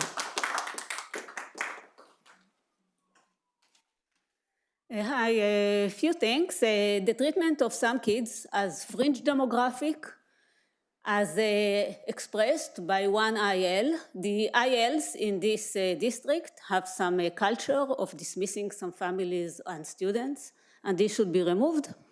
This should be addressed. In an email obtained by PRA, there were discussions on how to stop students coming from China, how to force them to repeat courses, and referencing some students as fringe demographics. This is really not okay, and there is an issue with the math ILs. Now, board member Shunak Darat made a written campaign promise to fix the broken skip test this term. The time to deliver is now. The fix is simple and was already articulated to PAUSD by the County Superior Court for 9th grade. Follow the Mass Placement Act. Implement a fair and objective middle school mass placement process where students are placed according to their readiness. An objective process is based only on standardized assessments calibrated to the level of proficiency and has an appeal process. PAUSD must comply for 9th grade, but should also comply for middle school, as all well-intentioned districts do, but Palo Alto Unified didn't do before. This is what our student before. Correct mass placement is a matter of wellness. Okay. So now PAUSD uses the MDTP assessments, but not as Thank you. as planned. Okay. Sarah Woodham, Linda Hennigan, Ellen Mecklenburg.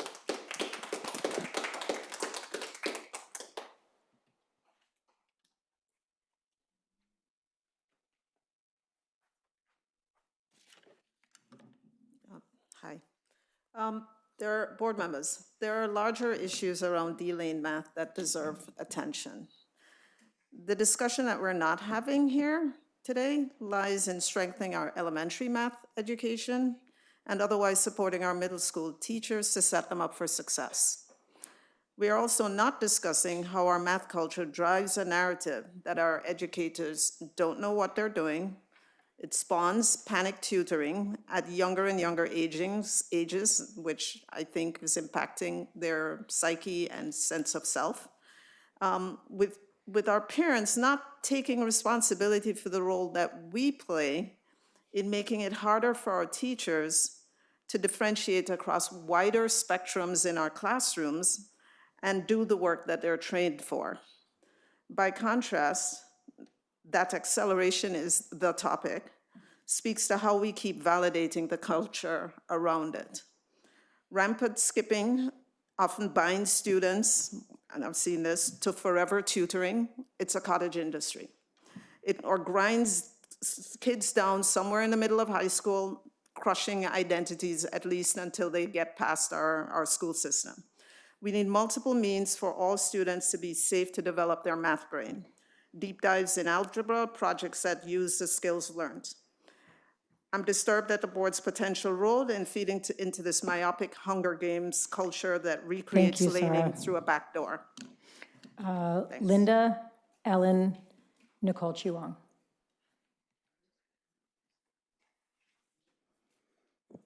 Hello, board members. I'm Linda Hennigan, and I'm speaking in my role as the VP of Education for the PTA Council. California State PTA states, all students need a high-quality mathematics program designed to prepare them to graduate from high school ready for college and careers. In PAUSD, the standard progression of courses needs to be able to serve all of our students. The curriculum in those courses should support all of our students in developing a deep understanding of fundamental concepts and in developing the ability to clearly communicate their understanding of mathematical concepts to others. All of our math courses should help students find and nurture a love for the beauty of the relationships and patterns inherent in mathematics. Students who need more support in a particular topic should be able to get that within the standard progression of courses. Students who need less support in a particular topic should be able to find ways to engage in ever deeper thinking within the standard progression of courses. Our school district needs to communicate loudly and clearly that they stand behind their teachers, curriculum, and standard course progression so that students who remain in the standard progression without skipping any courses are not made to feel that they are behind, when actually they're one full year ahead of the California state mandate, which is to get to algebra in 9th grade. We're getting everyone to algebra in 8th grade and ensuring that calculus is an option for all students. Most of our students rely on our public schools to be the only place where they learn math. It is our mandate to teach all of them and ensure that they leave PAUSD feeling strong and confident in their mathematical abilities. Thank you, Linda. Ellen, Nicole, Stephen Davis. Hello, I'm Ellen Mecklenburg. I'm a parent of Tom Scheib, who spoke earlier about math acceleration. He accelerated 2 years, and I'm incredibly appreciative that he had this opportunity. It's been a really good fit for him. I have 3 kids in Palo Alto schools, and I'm grateful for the excellent education they receive, and in particular, amazing teachers. And I know that the math, I'm going to speak maybe generally about math, the whole conflict, but I know it's easy for me to speak from the sidelines, not being involved in all of this, and it's a hard problem. As a parent, it sometimes comes across as those making the decisions feel that it's their duty to stop crazy parents, and I understand. I am crazy, maybe not in the same way that we were talking about, but what I can speak about my family, and I can say that he isn't stressed, and we're not obsessed with Stanford, and I think that those kids exist.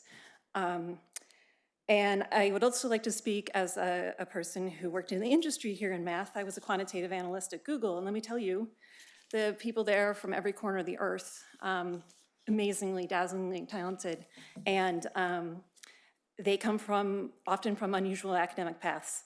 And they move here to the epicenter of technology, and their kids are the ones in the schools. And I think that Palo Alto is in the unique position to be leaders for what a math education could be in the future. And I mean, it's a terrific job already, but I think it would be exciting to take that as an opportunity instead of pushing back on the parents. So thank you. Thank you.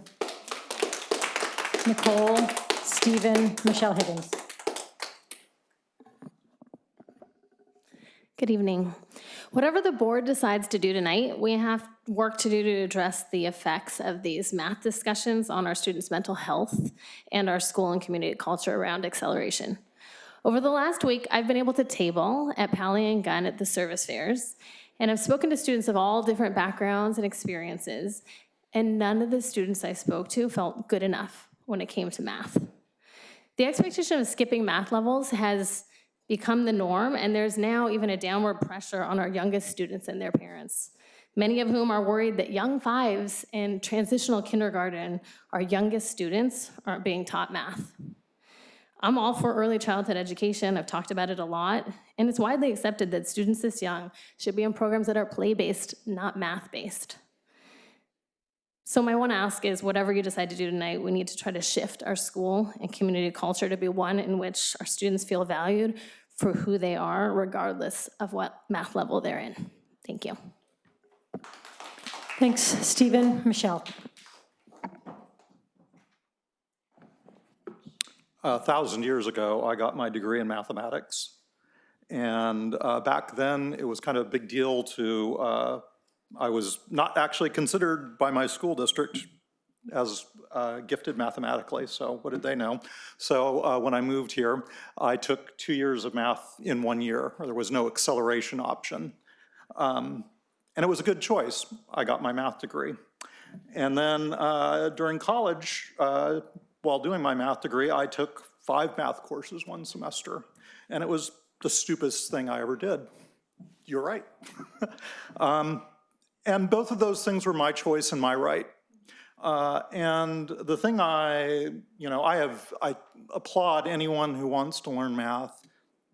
I am, on the other hand, deeply concerned about how we burn out kids on math and how we have a culture of many adults, and I'm not saying all of them, who hate math and think it is a terrible thing and something outside of their knowledge.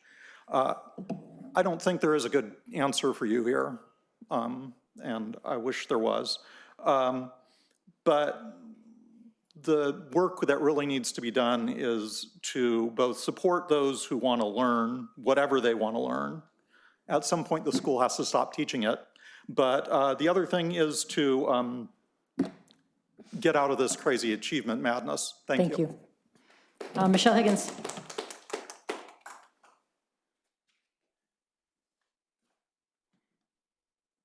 Thank you. I'm reading tonight from a letter from a fellow parent in Palo Alto. So I'll start with her letter. Dear Board, over the years, many parents have waded into what to do regarding acceleration and middle school math. I'm disappointed to find yet again middle school math agendized rather than a comprehensive look at what PAUSD offers to our students in middle school. Rather than continue to allocate resources, limited money and time to acceleration just to satisfy the families that can afford to pay for programs and classes, I continue to suggest a better solution is improving and deepening the learning experience for all students in middle school. Sadly, middle school is the last chance to engage students with learning and exploration before the intensity of high school becomes about scores and grades. In middle school, from my family's experience, it appears only the students for whom math is the assessed standard does PAUSD provide equal access to enriching and expanded options. The endless narrative that students are harmed by limited access to rapid math acceleration seems to drown out reality of most middle school students' experiences. For example, it would appear to me that prioritizing the equity of access to project-based learning opportunities like the program components, research projects of connections, appears to serve the benefit of more students. Thank you. Thank you. Okay, that is all of our comments.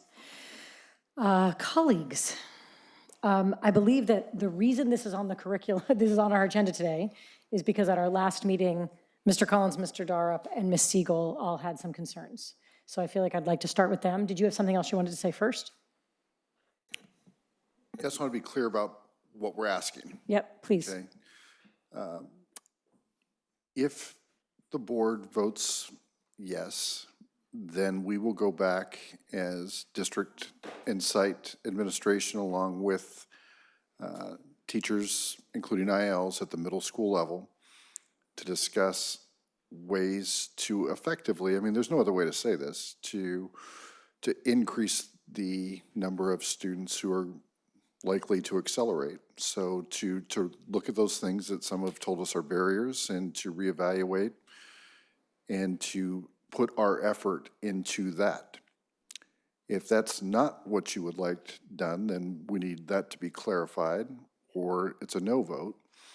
And then the second piece of that is the cap on honors algebra geometry in 8th grade for a variety of reasons, which we can either discuss or not. I'm really happy to be part of that or not, as you see fit. I just want to make sure we understand what we're asking to do. If there is not a yes vote, there is no reason for us to go back with staff and to look at the current system. There was no mandate from the court to touch middle school at all, and we would just sit where it is.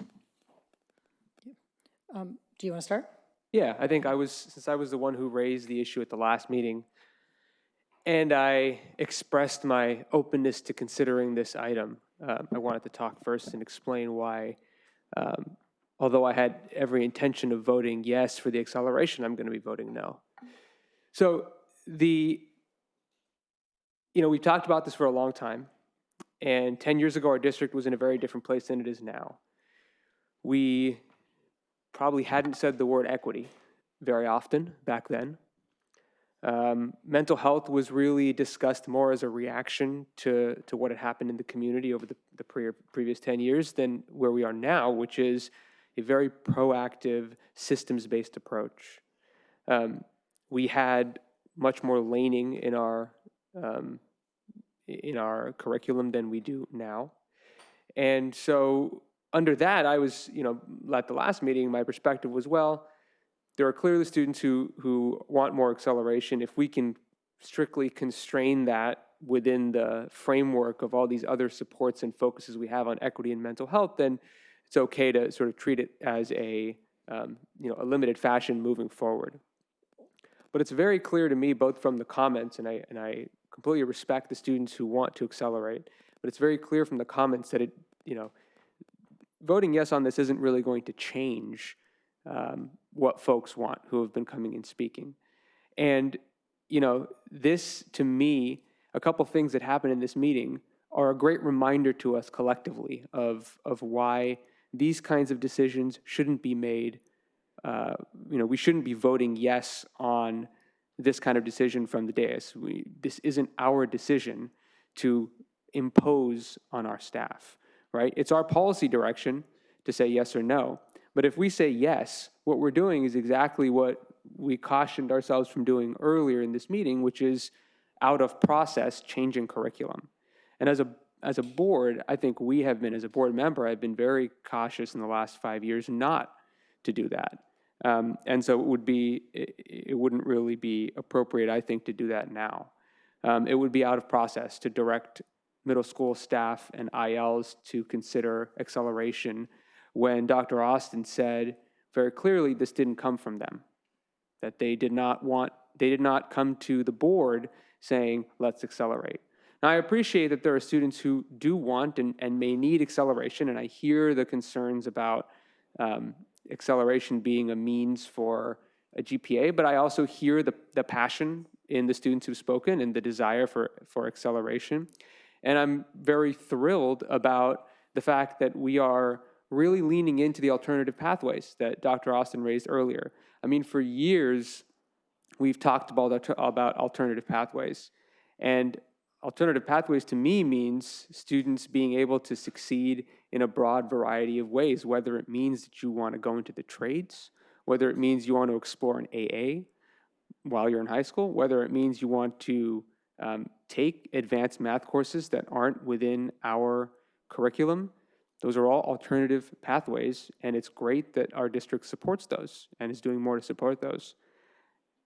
In this particular agenda item, voting to develop measures to enhance flexibility for student acceleration, in contrast to what the ILs have said, and out of process with the board's procedures for implementing any kind of curricular change, I really can't vote for it. Although I'm the one who raised the issue and suggested we bring it, and I'm glad I did, so we could have the discussion. And I'm of course open to hearing my colleagues' thoughts.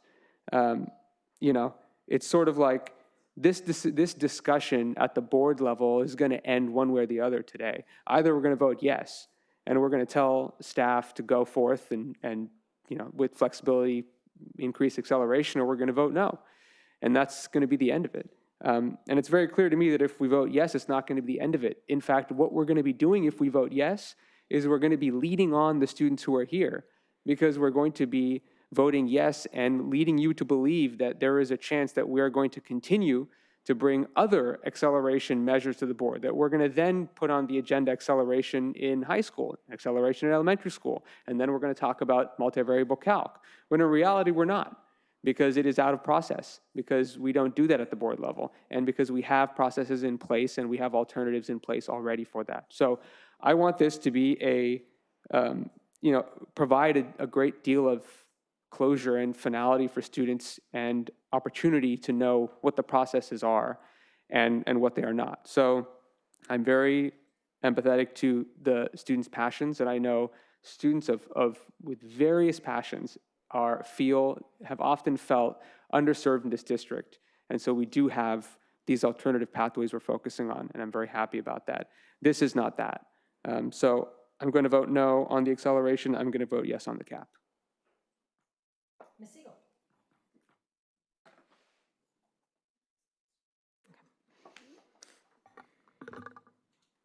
I am concerned that there is a belief among some that you can either be in support of students who are struggling or in support of students who seek acceleration.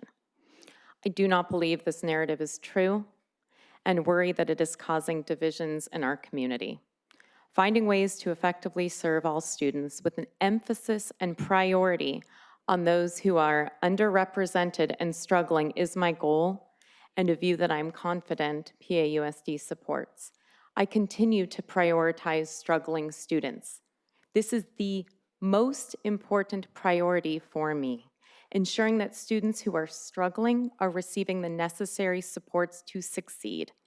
I continue to advocate for our middle school math teachers and ILs to be given the support they need and to share with us what supports they are, as they are the ones working with the students, in order to help our students who are struggling in middle school math. I understand this work has already begun, and I want to thank the math teachers and staff for their time and work. And I continue to advocate for more supports at the elementary school level to help students who are struggling in math before they get to middle school, including supports for students with dyscalculia, a learning disability in math which affects about 5 to 8% of school-age children nationwide, similar to the percentage of students with dyslexia. I know that the topic here is acceleration opportunities, but I want to again reiterate that my priority is helping struggling and historically underrepresented students, and this needs to begin in elementary school when we are talking about math and in general. I am in support of the recommendation to develop measures to enhance flexibility for student acceleration opportunities in grades 6 through 8, and I'm hopeful it will offer new measures to help ensure that students are appropriately placed and challenged, are encouraged to achieve their full potential, and provided with a process that is more transparent. This will in turn help reduce student stress and offer more flexible and equitable access to the accelerated pathways. In terms of this action item, as Dr. Austin said, this is staff work and does not need to come back to the board. And I look forward to returning our focus to our students who are struggling in 8th grade algebra, and we saw those numbers at the last board meeting. Ms. Latimer? Oh, we said we were going to hear Mr. Collins first. Mr. Collins, do you have any comments on this? I'd be happy to hear more from my colleagues. Thank you. Okay.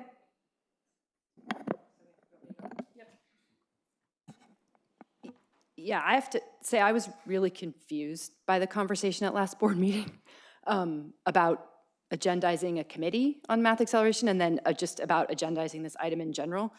For the reasons that my colleague, Mr. Drop, just pointed out. It's just so out of our lane. Dr. Austin, if you guys want to do this, you don't need board action to do either of these things. Staff can collaborate all they want and come up with ideas for how to improve middle school math in every way, including possibly making acceleration more flexible. And you could do that. None of that needs us to weigh in. This is staff work, and those are decisions for our professional educators to make. And the fact that this recommendation is coming to us tonight, and as Dr. Austin made clear, there was not a request from any teacher or principal or instructional lead to do so. It's just that all gives me pause and sort of reemphasizes the point that this is not the board's job. I do understand the reasons for asking us to weigh in, and I want to speak to that for a little bit. Staff time at both the administrative and school sites level is a finite resource. There is only so much of it to go around, and staff spends a disproportionate amount of that finite resource, not on teaching and supporting student math education, but on engaging with community members about math acceleration. And the reason that staff spend so much time interacting with members of the public on this issue, at board meetings, over email, in person, at school sites, even in courtrooms, is that there is a deep conflict in our community around this issue. We aren't going to solve that conflict tonight, and I actually don't think it can be solved because it goes much deeper than math. At its root, this is a fundamental philosophical divide about what the role of a public school district is and should be. That divide manifests in debate over specific topics. Math acceleration is a big one, but it's certainly not the only one. And it also manifests more generally in differing viewpoints on the division of labor between professional educators and parents and the board in shaping district decisions, actions, policies, and curriculum. And when I talk about the division of labor, I am not talking about the general principles and values upon which we all agree. One, that effective communication and parent engagement is crucial to the strength and vitality of our district. And two, that our mission is to support all students in thriving academically and emotionally. What I'm talking about is the specifics of what those general principles look like when they are implemented in the day-to-day business of running a school district. To that point, like my colleague mentioned, if staff went back and collaborated and came up with a plan for increasing acceleration in middle school, I am 100% certain that whatever plan you came up with, there will be many parents and students who will not be happy with it because it does not go far enough. And I am also 100% certain that there will be many teachers really upset with this board if we directed staff to do anything around math acceleration, because they will see it as this board bowing to pressure from a specific group of parents and prioritizing that agenda over the wisdom of our professional educators. Dr. Austin, I trust you that what you want to do is collaborate and have your staff collaborate and come up with a plan. And if you're going to do that, do it. I don't think that that's my job to vote on it. So like my colleague, I'm going to support the limit because that is something that we discussed, that was included in the original pilot, and I understand that you want the board to solidify that. I'll vote to support that. I'm not going to support to direct this work. Mr. Collins, it's your turn. I don't have anything to add. Thank you. Okay. Students, I assume you guys might have opinions here. I don't know, though. Yeah? Mr. Gotapati.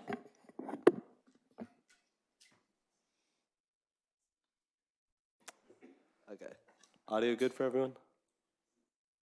So I want to speak specifically about the cap on acceleration that's kind of gone under the radar as we focus on this whole acceleration thing and this flexibility. Earlier today, a Pali student asked me a pretty simple question. Asked me why, because they wanted to know why the board wanted to place a limit on the ability of qualified students to skip 2 grades in math. In the spirit of transparency, I'll admit something. To be completely honest, I had no clue what to tell them. Because I've been on the board for almost exactly 4 months now, and I still just did not know.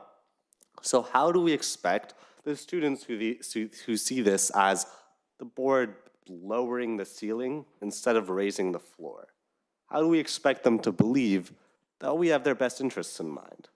Now, I fully believe that everyone sitting here at these tables has the best interests of students in mind. But I'm very unsurprised that so many students showed up here today. It's on us to make it clear why we do what we do, why we make the trade-offs we make, and how it affects our students. It's time for us to actually explain that. I also want to make it clear that there's absolutely a trade-off being made here.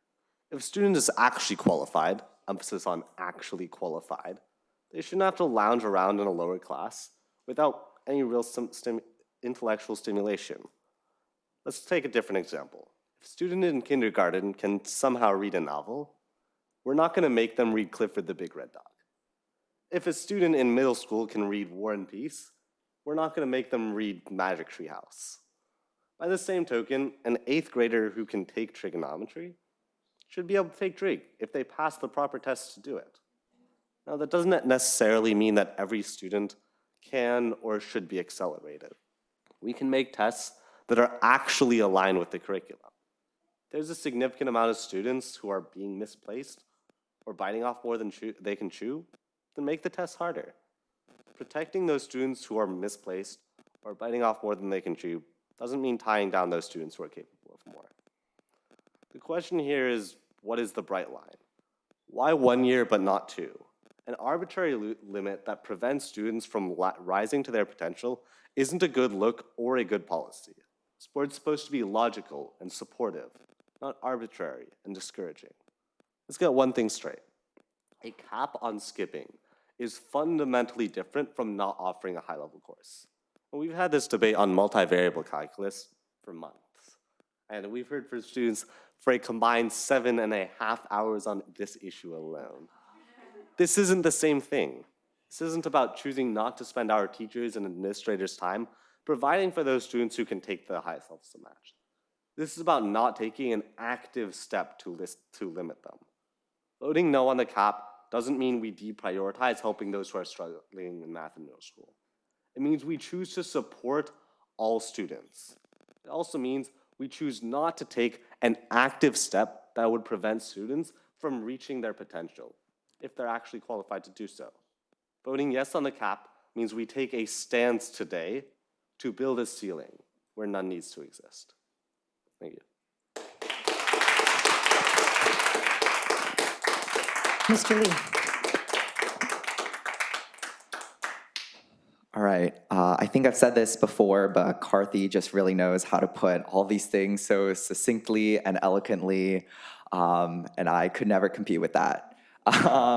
And I agree with a lot of what he said, and I just want to talk about a few other things that crossed my mind while today's speakers came up, but also during past MVC meetings.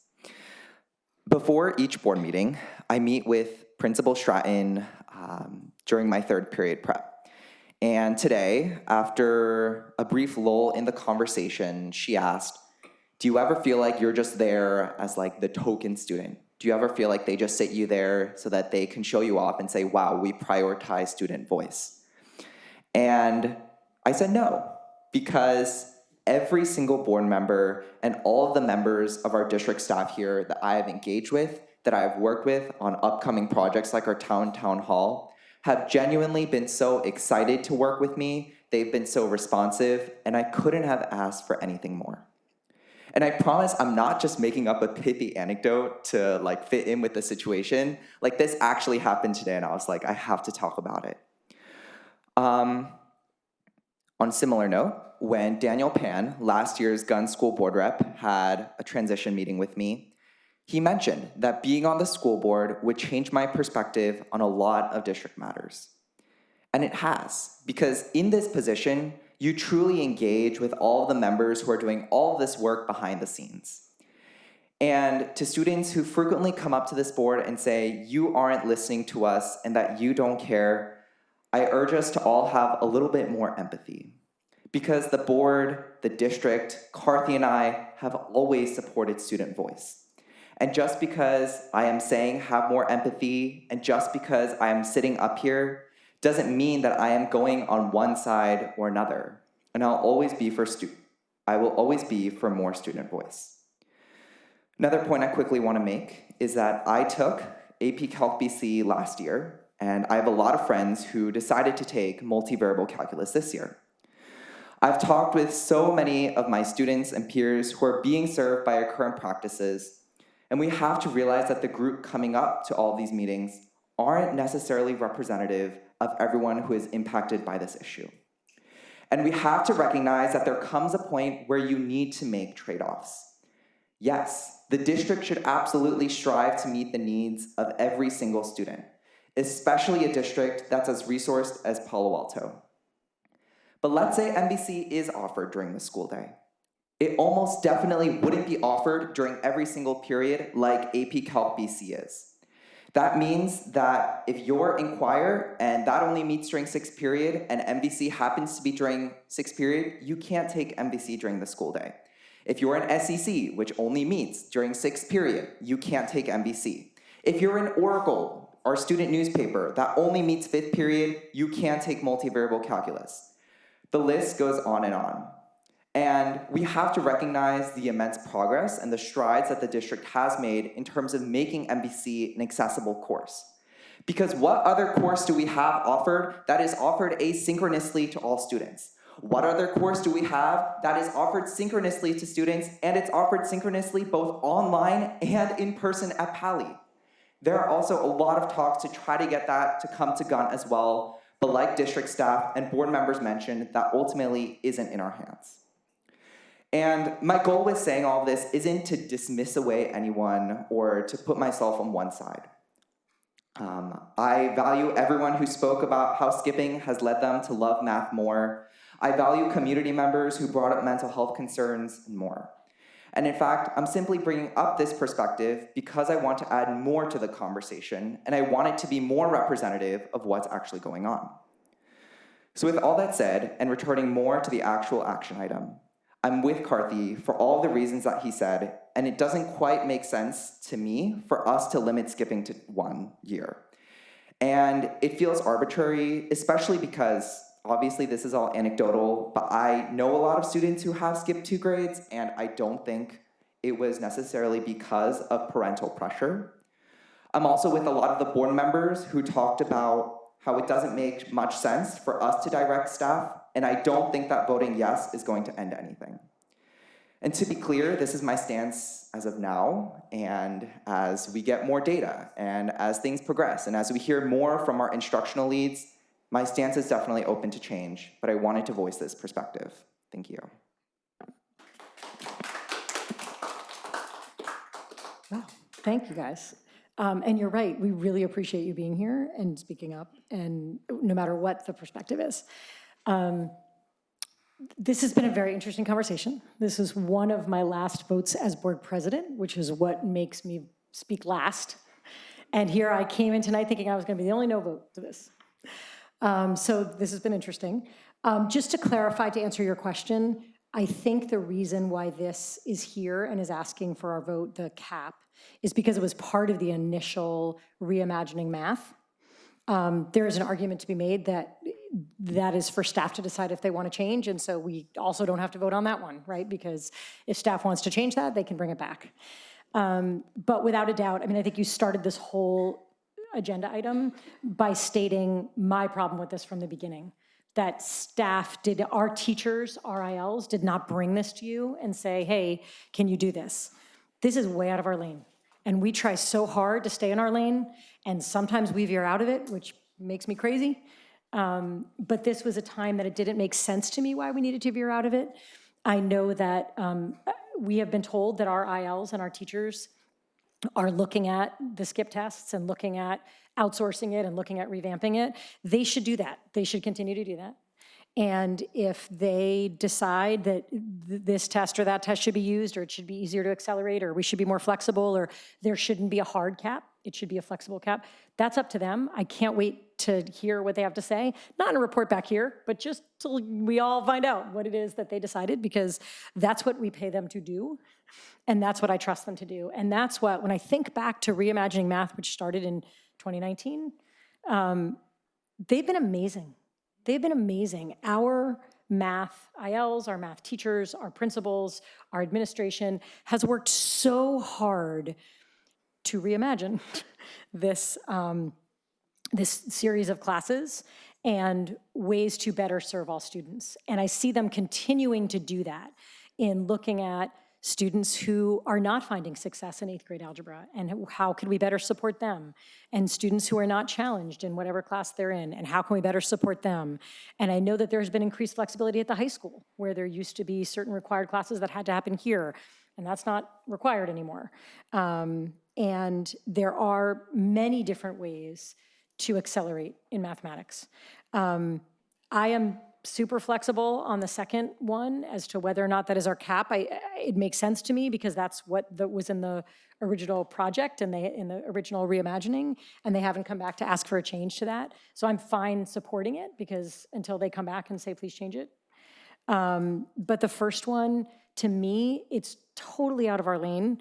And I'm glad they're currently doing that work, and I look forward to them finishing that work and deciding what they decide. And if there is greater flexibility in that, great, I trust their judgment. Yeah. This was originally one item, and I think, like Ms. DeBrian just said, the cap was part of that's how it is now. There's a cap. That's been since Reimagining Math went into effect in 2019. That cap has been there. And so I think when staff was considering going back and looking at increasing flexibility around acceleration, There was a desire to clarify what that meant, right? Because you could just start accelerating forever, in middle school. So there was a desire to say, okay, we're gonna look at acceleration within these parameters and reconfirm those parameters which are currently in the program. So I want to make that clear that if we vote yes, we're not changing anything. We're not imposing an arbitrary limit. That's a limit that staff created when the program was originally reimagined. Am I saying that correctly? You are definitely correct on that, and I would add one piece. We do think it's important to codify, not that that can't be changed with a future board or somewhere down the road, but I think that, you know, I'm sent misinformation occasionally from people that are saying that's not true. The court said X, Y, or Z, you can take whatever course you want. That's not true, and I think being definitive in this particular area makes sense. Can I ask a question that you Can I, might tell can me I ask doesn't? a question, Mr. Brienzo, when you get a chance? Yeah, give me 1 second. I know, there's a voice up there, and I see Ms. Siegel, you've got another thing. Is there a time that we will be able to share the results of the lawsuit, the court decisions? I don't think they're completely done yet, but I feel like. Yeah, they're posted on our website. Right, so we said something and then we were accused of lying about what it was. Like, is there can we share what the judges told us? We posted the entire document on our website. So I encourage people to go look for the entire document so that they can get the reality of what the judge has said. There's nothing around middle school. Right, because it's the 9th grade Math Placement Act, right? Right, okay. Okay, Mr. Collins. Thank you. Hey, on the limit part, if I understand it right, I mean, I understand Dr. Austin's asking for the board to do something and make something definitive.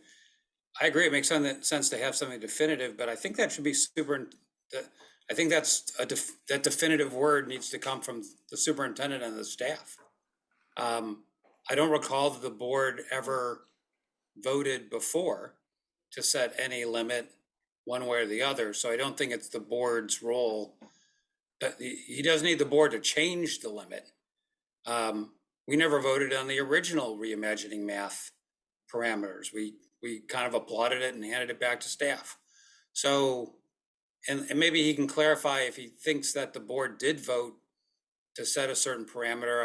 I'm just a little unclear why he thinks that particular thing needs a board vote. Yeah, I can do my best on that. First of all, I agree. There was no vote on the original reimagining math, and I know we debated that topic. Should we or should we not? And I think it was fine the way it went. I do think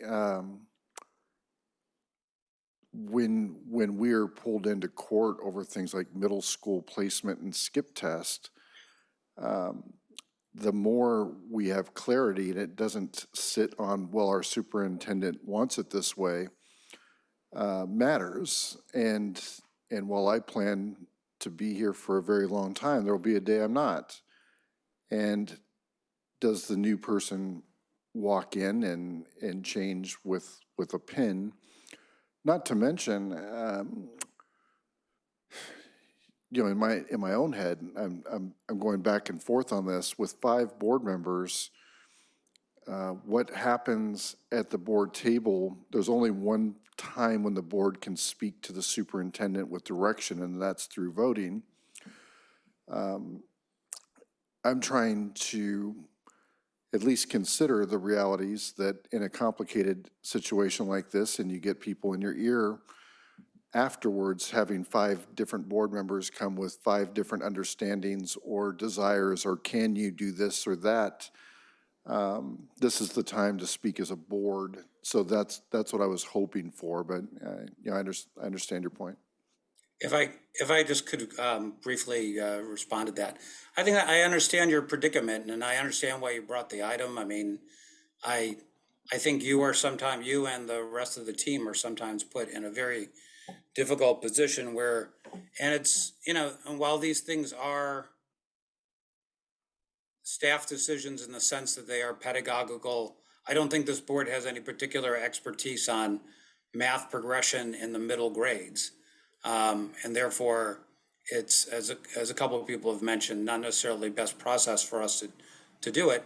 It becomes an issue that is, as Ms. Lettermerick mentioned, a deep philosophical issue that lands with a lot of communities, and so does cross over a lot of community members, and so does cross over at times into feeling like a community values issue. That is the board's domain. It is something the board's supposed to speak to and lend a affirmative word. But I would say to my colleagues, and I, with all sympathy, and I do have my sincere sympathy, Dr. Austin, I understand the difficulty of your position, that if it's not a good idea to do the first thing, I can't see why it would be the first thing being the direction in the item. I can't see why it would be a good idea to do the second thing, which is equally arbitrary and out of process, and doesn't require the board's vote to do this. The staff can make that decision without any action from the board, as they have in the past. So, I appreciate your explanation, Dr. Austin, but I do point out that I think those things both fall in the same line. Ms. Siegel. I have a question. It says recommendation.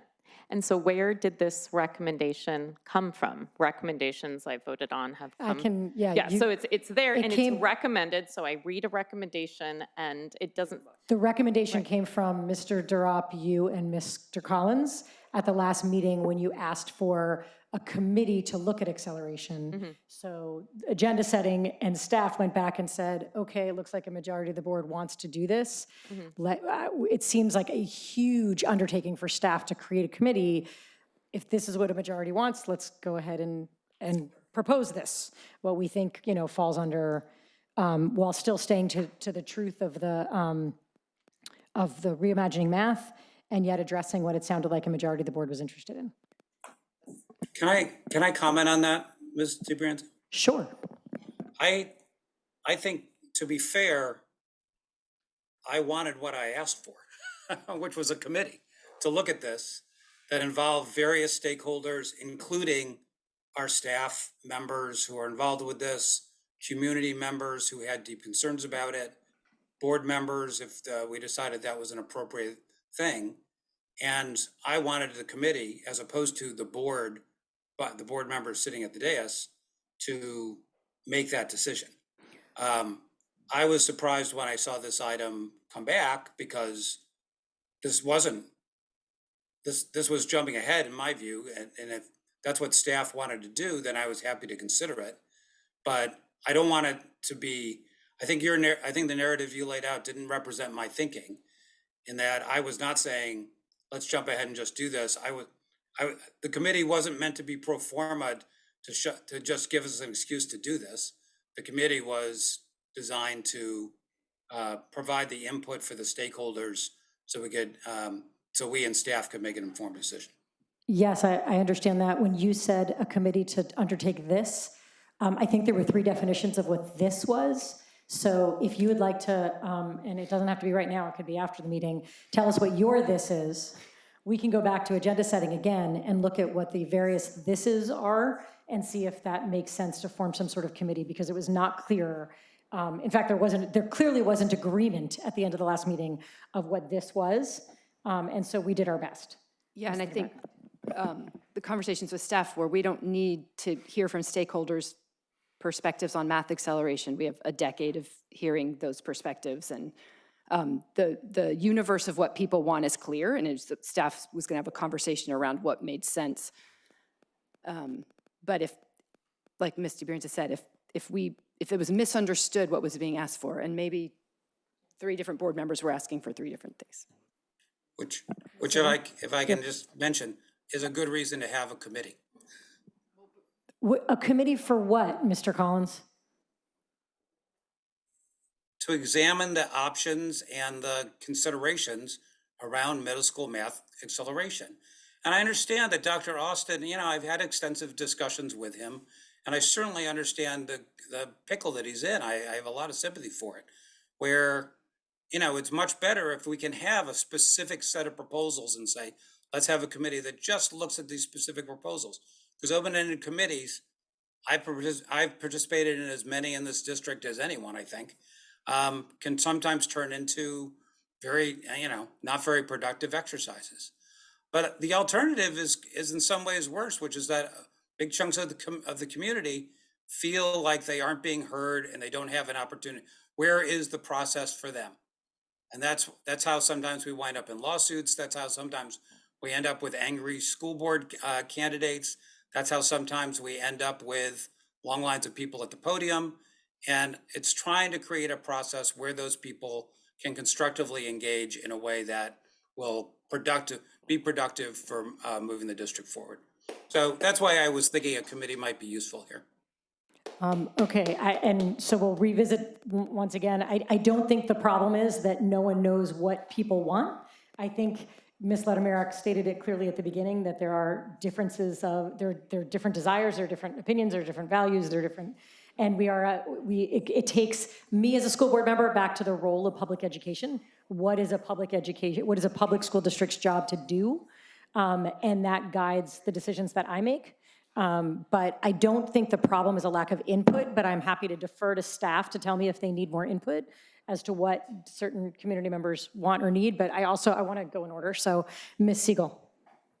I just want to read again this recommendation. Enhance flexibility. Those are the words that are said. And so clarifying, I am in support of the experts, and I said before, the math teachers, the ILs, developing measures to enhance flexibility.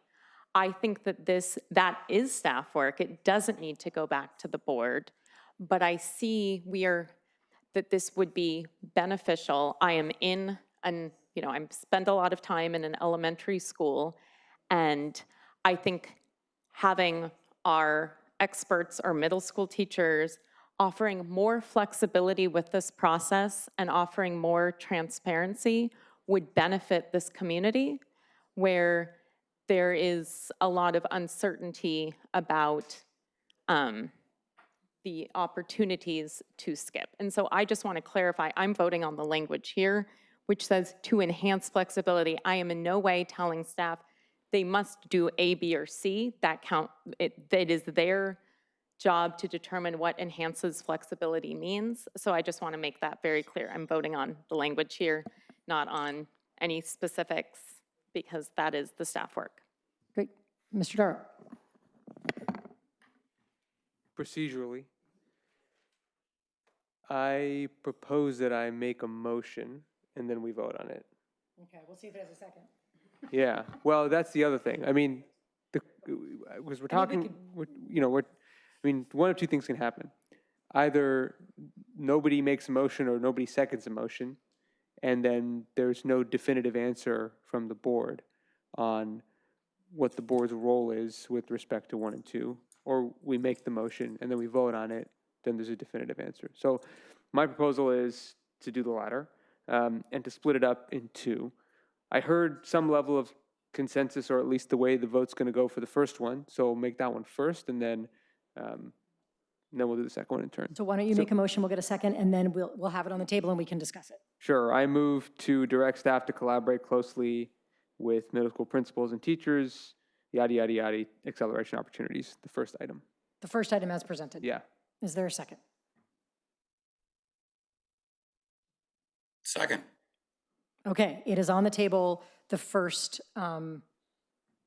motion, and Ms. Ledemaric, you've got a comment. Yeah, I have comment that sort of, 2 comments that are about the same point.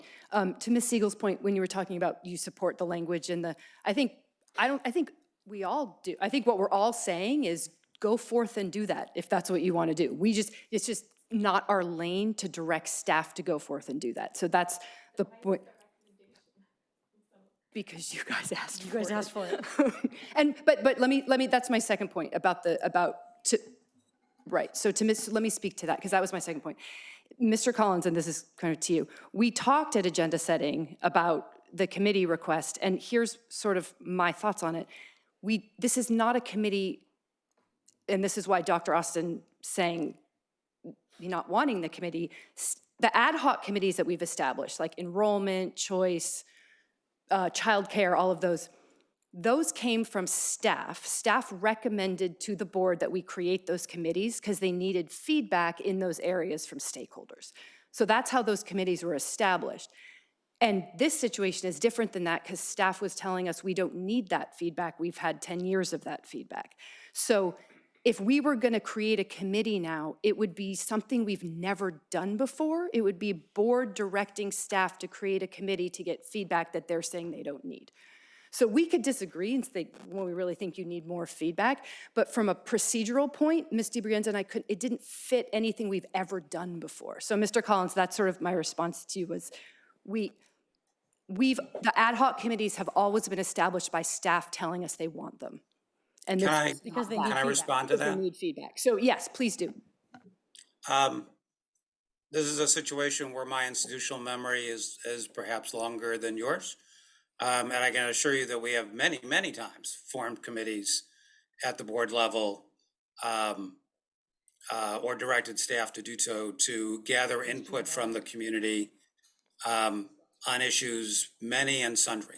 The ad hoc process that we've used most recently is actually a brand new process that had never been used before that I think was really welcome and served us really well on the issues that we addressed it. But, you know, we can have more than one way that we do things.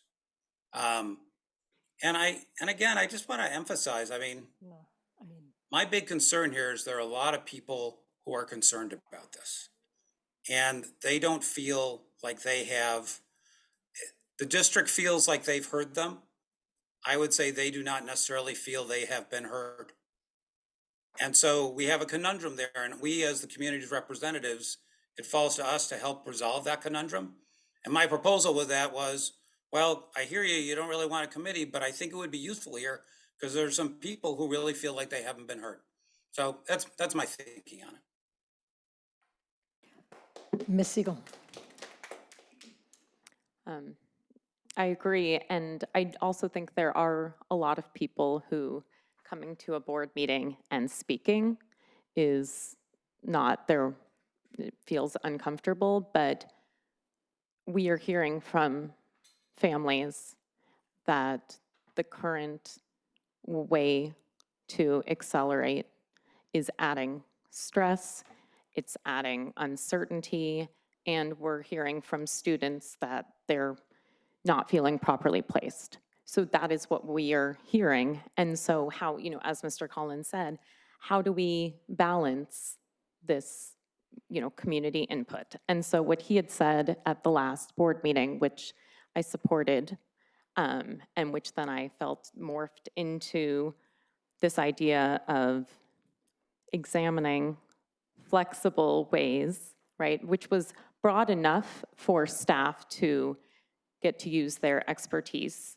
to examine and come up with a recommendation, was what he and I were discussing or mentioning. So I've got a couple thoughts here. Mr. Collins, when you and I first joined the board 7 years ago, there was a lot of things that happened. And one of the things you said when hiring Dr. Austin was, we want him to help us stay in our lane and get our work more organized and make sure we focus on what we're supposed to focus on so staff can focus on theirs. And that is something that I think that since then we have tried really hard to do. And I think that we don't always do it well. We sometimes get out of our lane, but we're trying really hard not to. So because we used to do it a lot, I do not think is an argument to go back to doing it again. I think that we have improved our governance process in that way. Secondly, I hear that some students don't feel heard. I don't think that's the right word. I am looking at someone I've had a conversation with at least 15 times. I have heard it, and I appreciate the perspective. And I do want staff to continue to look at ways to better serve all students and have them in the place that the best place for them to be in. And yet, there are hundreds and hundreds of students in our high schools and our middle schools that are not challenged in every single way in every single subject all the time. That's just a reality. We have kids come and advocate for humanities classes. We have kids tell us that they're bored in their language classes. We have kids tell us that they'd like more opportunities and lots of different things. We are a public school district that is doing the best we can as a public school district. And that means that by definition, we do not do everything. And so I think that our staff has put a tremendous amount of time in trying to continue to improve the ways in which we serve students. And I think that these students and some parents have not heard the answer they want, but I don't think any of them would say they haven't been heard. Correct me if I'm wrong. I'm happy to have an email tonight telling me that that's not true. But I think that they know we've heard them. We are not making all of the changes that they want. We have made some of the changes that they want, and we have not made all of the changes that they want for reasons that align with what I think the majority of this board is saying the role of a public school district is, and that we all impact each other. We can agree to disagree on all this. We obviously don't have to all come together. I think that's the reason for voting. We have a motion on the table to approve the first of the 2 points. Does anyone have any other comments about the first point? Yes. Sure.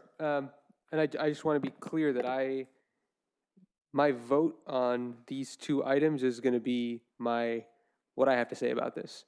I'm not asking for anything additional, and I want us to vote on this, and I want that to be the conversation. Wait, Do we have any other? Do you want a committee? I'm not asking for a committee. I know I did last time in conjunction with this item as it's come in the form it is now. I'm not renewing that ask right now. I'm just going to vote. Are there any other comments on the first item that is currently on the table? Yep. You had mentioned earlier in the discussion about there's already being work, I think you said, because there's work being done examining the current skip tests. Was that something? I mean, correct me if I'm wrong, Dr. Austin, Dr. Lopez, but I believe that the staff is always working on continuous improvement, right? How to better serve students, how to better make sure students are in the right placement. I think that work is always ongoing in their steering committee meetings. But if you have anything to share beyond that?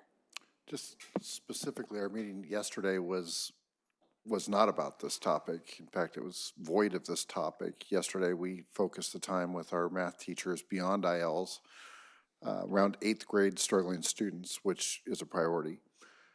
As far as the skip test, there's always talk about it with our ILs. That work would continue regardless. I don't know where it will land, if it changes at all. Could or could not change. If without direction to prioritize acceleration, then it will be more about looking at the test. Is it serving the needs of our staff and students? We just go back to that, which I think is plenty healthy as well. So nothing to report on at this point. And I believe in no matter what you vote on tonight, that's not something that would come back to the board for any action. That would just be something that was carried out and communicated. Okay. And to clarify, because sometimes words that are being used, increase acceleration, what's being written here is enhance flexibility. And it's like, I hear people saying, this is an item to increase acceleration, or it's to enhance flexibility. And to me, flexibility can also be, and I've seen this with students, that a student is in a level that ends up being too high, and there should be flexible options. And there are schools that make it really difficult to drop down. And I am in support of enhancing flexibility, because without flexibility, it can cause added stress for students who feel like they have one chance and only one chance, or one chance in 5th grade, one chance in 6th grade, one chance in 7th grade, and it's all on this one chance. And so I think for students and families, understanding that there may be, and I'm not telling the staff what this is, because that is their work. But I'm in support of looking into a more, like, not even more, flexibility in this case. I just want to make it clear that flexibility to me is the key word here. That is what I am voting on. I think you and I are largely in agreement that I love the idea of increasing flexibility, and I am so curious to know what the staff is going to come up with, if they agree with me and you. I don't know. So let's take a vote. Student preferential board vote on the first item that Mr. Darup put forward. Are you a yay or a nay? Aye from me. I abstain. Sure. You can do. Okay, Mr. Collins for the first motion. I didn't hear the preference vote. What was it? The first one was a yay, right? First one was a yay, and the second was an abstain. Got it. Okay. I'm so confused about the item at this point, but I think I'm voting yay. Okay, Ms. Siegel. Yay. Mr. Darup. No. Ms. Luttermer. No. And I'm a no. So that motion fails 3-2, and our student preferential board vote are an abstention and a yay. Does anyone have a second motion, or are you feeling done with this? Anyone? I mean, we could decide not to take it up. We can decide to vote yay or nay. What do you, I mean, it's been proposed. I suppose it makes sense. I think you're to making a vote it. good. Yeah. I think you're making a good point, Madam President, that the board need not vote on this one way or the other. I mean, staff has requested it, but if we don't vote on it, then staff, basically, it's staff work. status quo antebellum, right?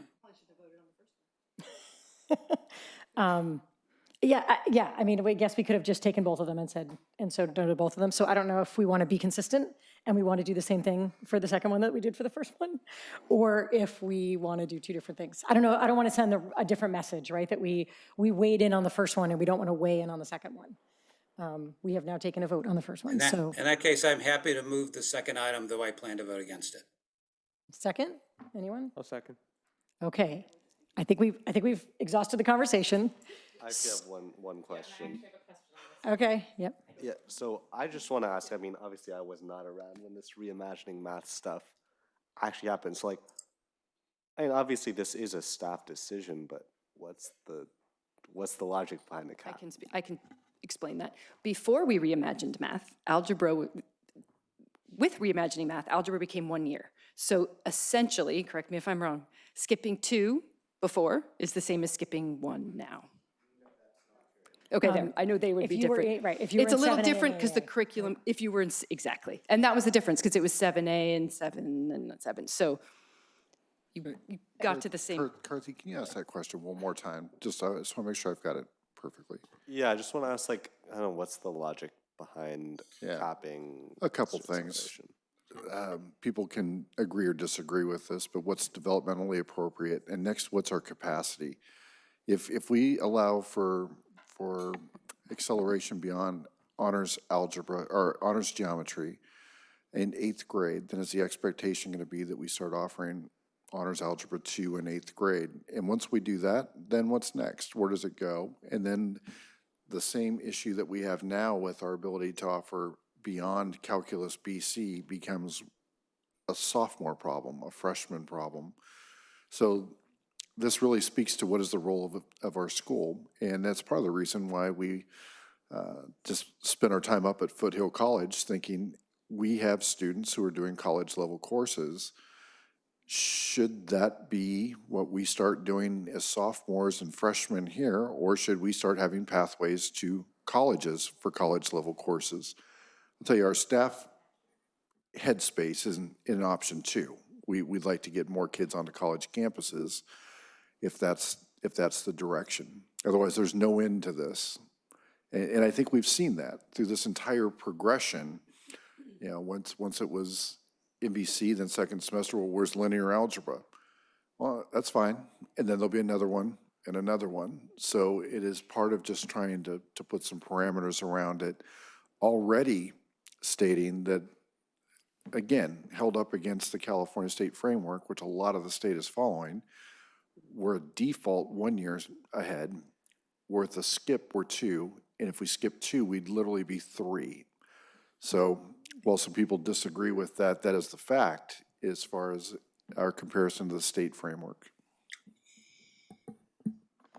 Okay, so Mr. Collins, did someone second it? Mr. Collins put up the second one. You put it- Okay, go ahead, Ms. Siegel.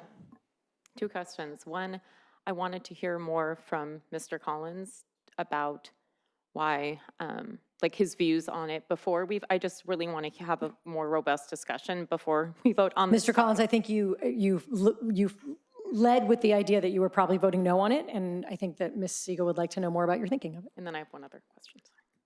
Yeah, in brief, just what I said before, it's like, if we're not gonna vote the first, then because and I heard from other members that they thought it was not the board's role to do so, then I don't see why it would be the board's role to do the second.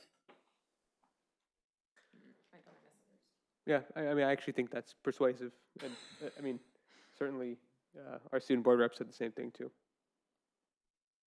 Okay, does this mean we're ready to vote on the second one? Okay.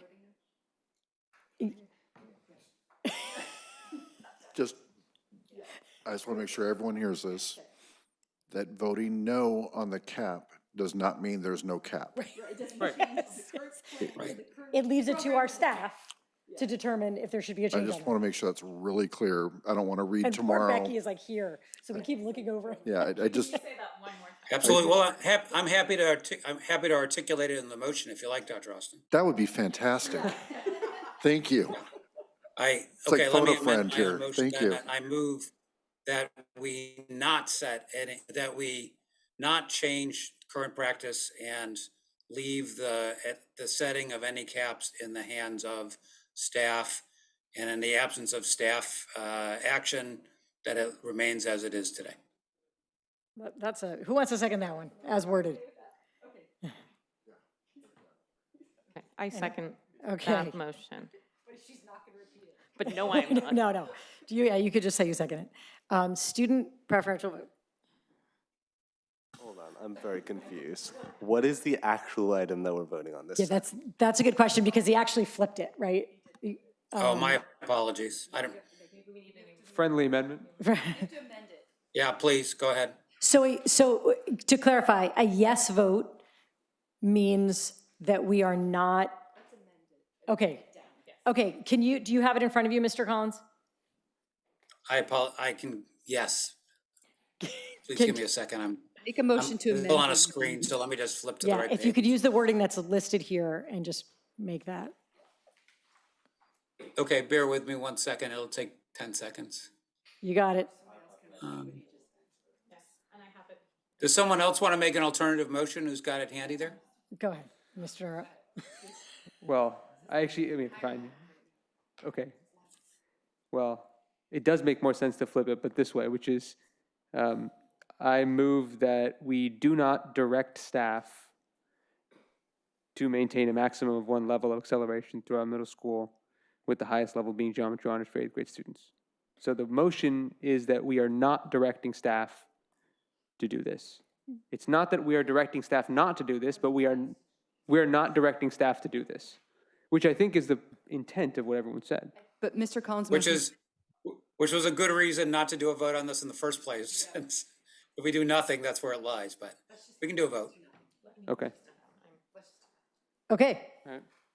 So, it seems ridiculous to vote on this, but do we have agreement that we are actually not going to take this up because we have no intention of changing anything? So we're going to let Yeah, the I would motion just ask fail. Dr. Austin if he thinks it meet his needs. Yeah. We're not voting on that one. And I actually think to the point about treating them differently or the same, I think it's actually okay, because the first one, we were actually directing staff to do something that they're not currently doing. And in the second one, we're not directing them to do anything. So I think it's okay if we're treating them differently.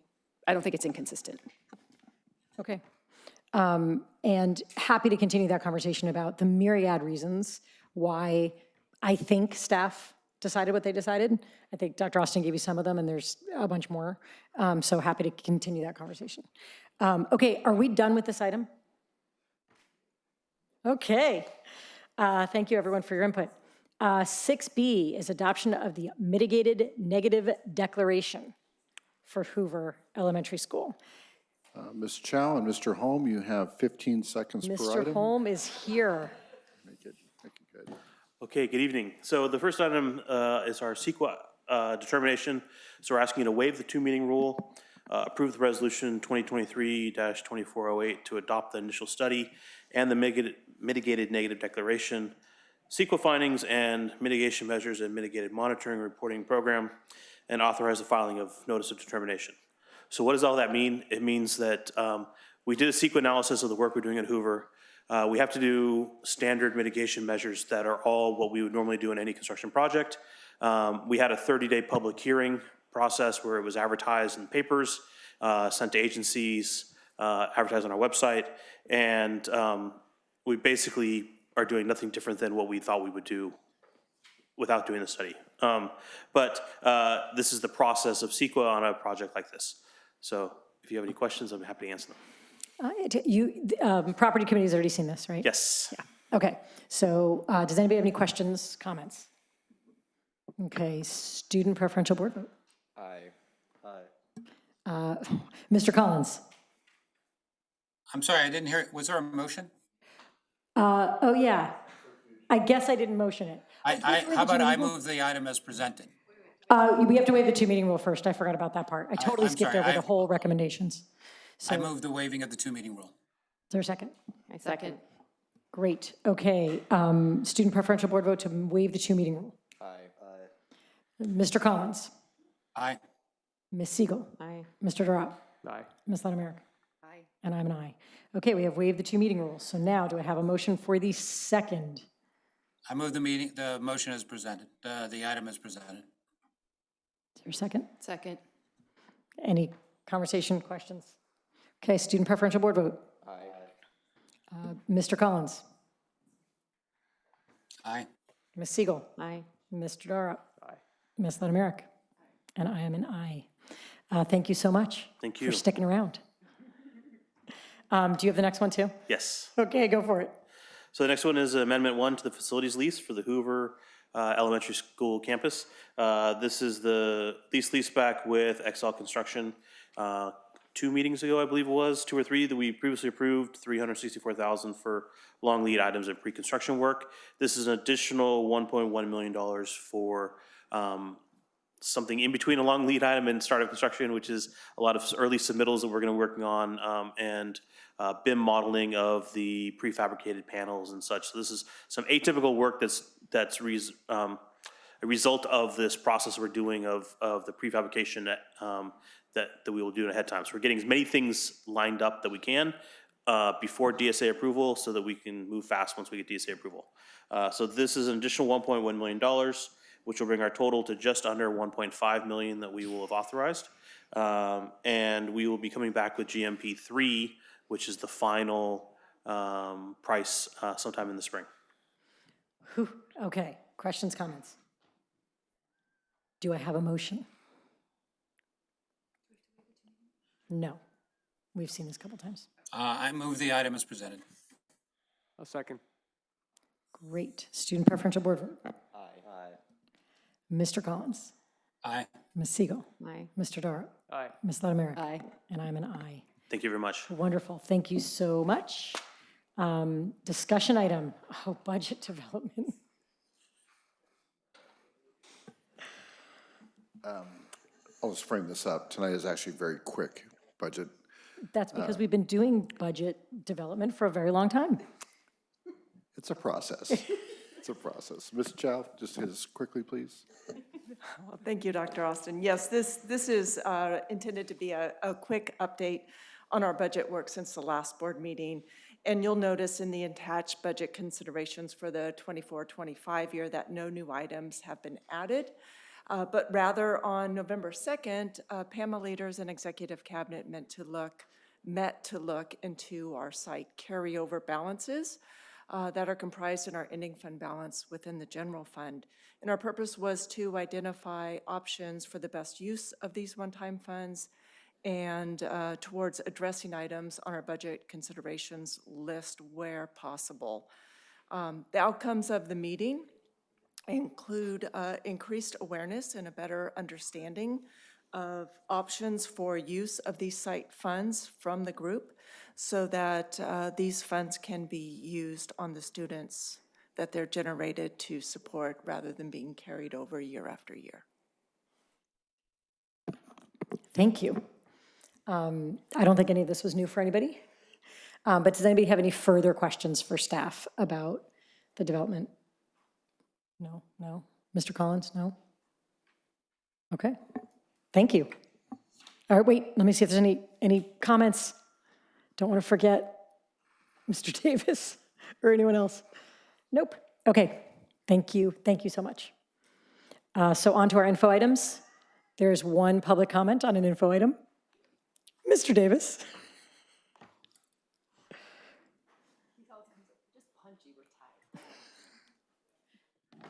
You're giving me ideas for causing trouble. This is on the enrollment report. I was glad to see this, but I was like, oh my God, when is Palo Alto going to take some sort of future thinking action on the decline enrollment in the district and look at our future? According to the elementary school report, we have lost around 2,000 elementary kids in the last 10 years. I think 2,100. Wow. Just to put that in a different way, in our school district, that is the equivalent of four full elementary schools worth of kids, which means, you know, that means we are carrying infrastructure for a lot of kids, for a lot of infrastructure for kids who, we could use the infrastructure on kids as opposed to on kid infrastructure. I guess when are we gonna look at that? And I will make a annoying, cheap seat, radical suggestion, which is 3 of you apparently aren't going to be here, so you've got like political nothing to worry about. How about do something brave and take on this third rail of an issue in Palo Alto? Or I hope someone does, because I love my principal and all of them. I'd rather spend the money on kids than on more infrastructure and buildings. You aren't kidding about third rail, right? So a couple of thoughts here, because Oh, we're gonna have a good discussion, wow. It's the only comment, so no, I don't know if we're gonna have a back and forth discussion, but you may be aware of something called the housing element, and it has been required that Palo Alto, the city of Palo Alto, over the next 10 years, build over 6,000 units of housing. That could be somewhere around 3,000 new students. It could be more, it could be fewer, depending on what kind of housing is built. But the cost associated with shutting down a school to then a couple years later reopen it is also pretty significant. So I think that while we are completely aware, we have had enrollment committees in the past, and we haven't discussed this probably since early last year, right? In March of 2022, when we talked about Fletcher being at risk of just being too small for us to figure out what that looks like for a middle school, and hence leaving it up to staff to come up with the sustainability program, which was a fantastic idea and seems to be off to a great start. But what does that mean for our elementary schools, knowing that we're kind of in a holding pattern here, not being sure where that housing is going to be built and how quickly it's going to be built? But I mean, we have not taken action as a board on that in a while. But we do know that we are watching city council and seeing what decisions they're making about housing and meeting that. So I recall that discussion last year, since we're talking today. Yes, and then we'll call it, come back at us, and then we'll. I recall that, and because I lived up the street and looked at all the development in Redwood City where they've built a massive amount of housing, but I also knew the school district had continued to shrink in spite of, if you've been to Redwood City, a ridiculous amount of more housing. So I'm not sure more housing means more kids. And I understand the risk and that you can't unscrew the problem if you have it. But the question then becomes, well, we should have this discussion at some point and thinking about it. Totally agree. And that's all I asked in my 1 minute and a half or 2 minutes. Thank you. Thank you very much. I don't think I could agree with you more.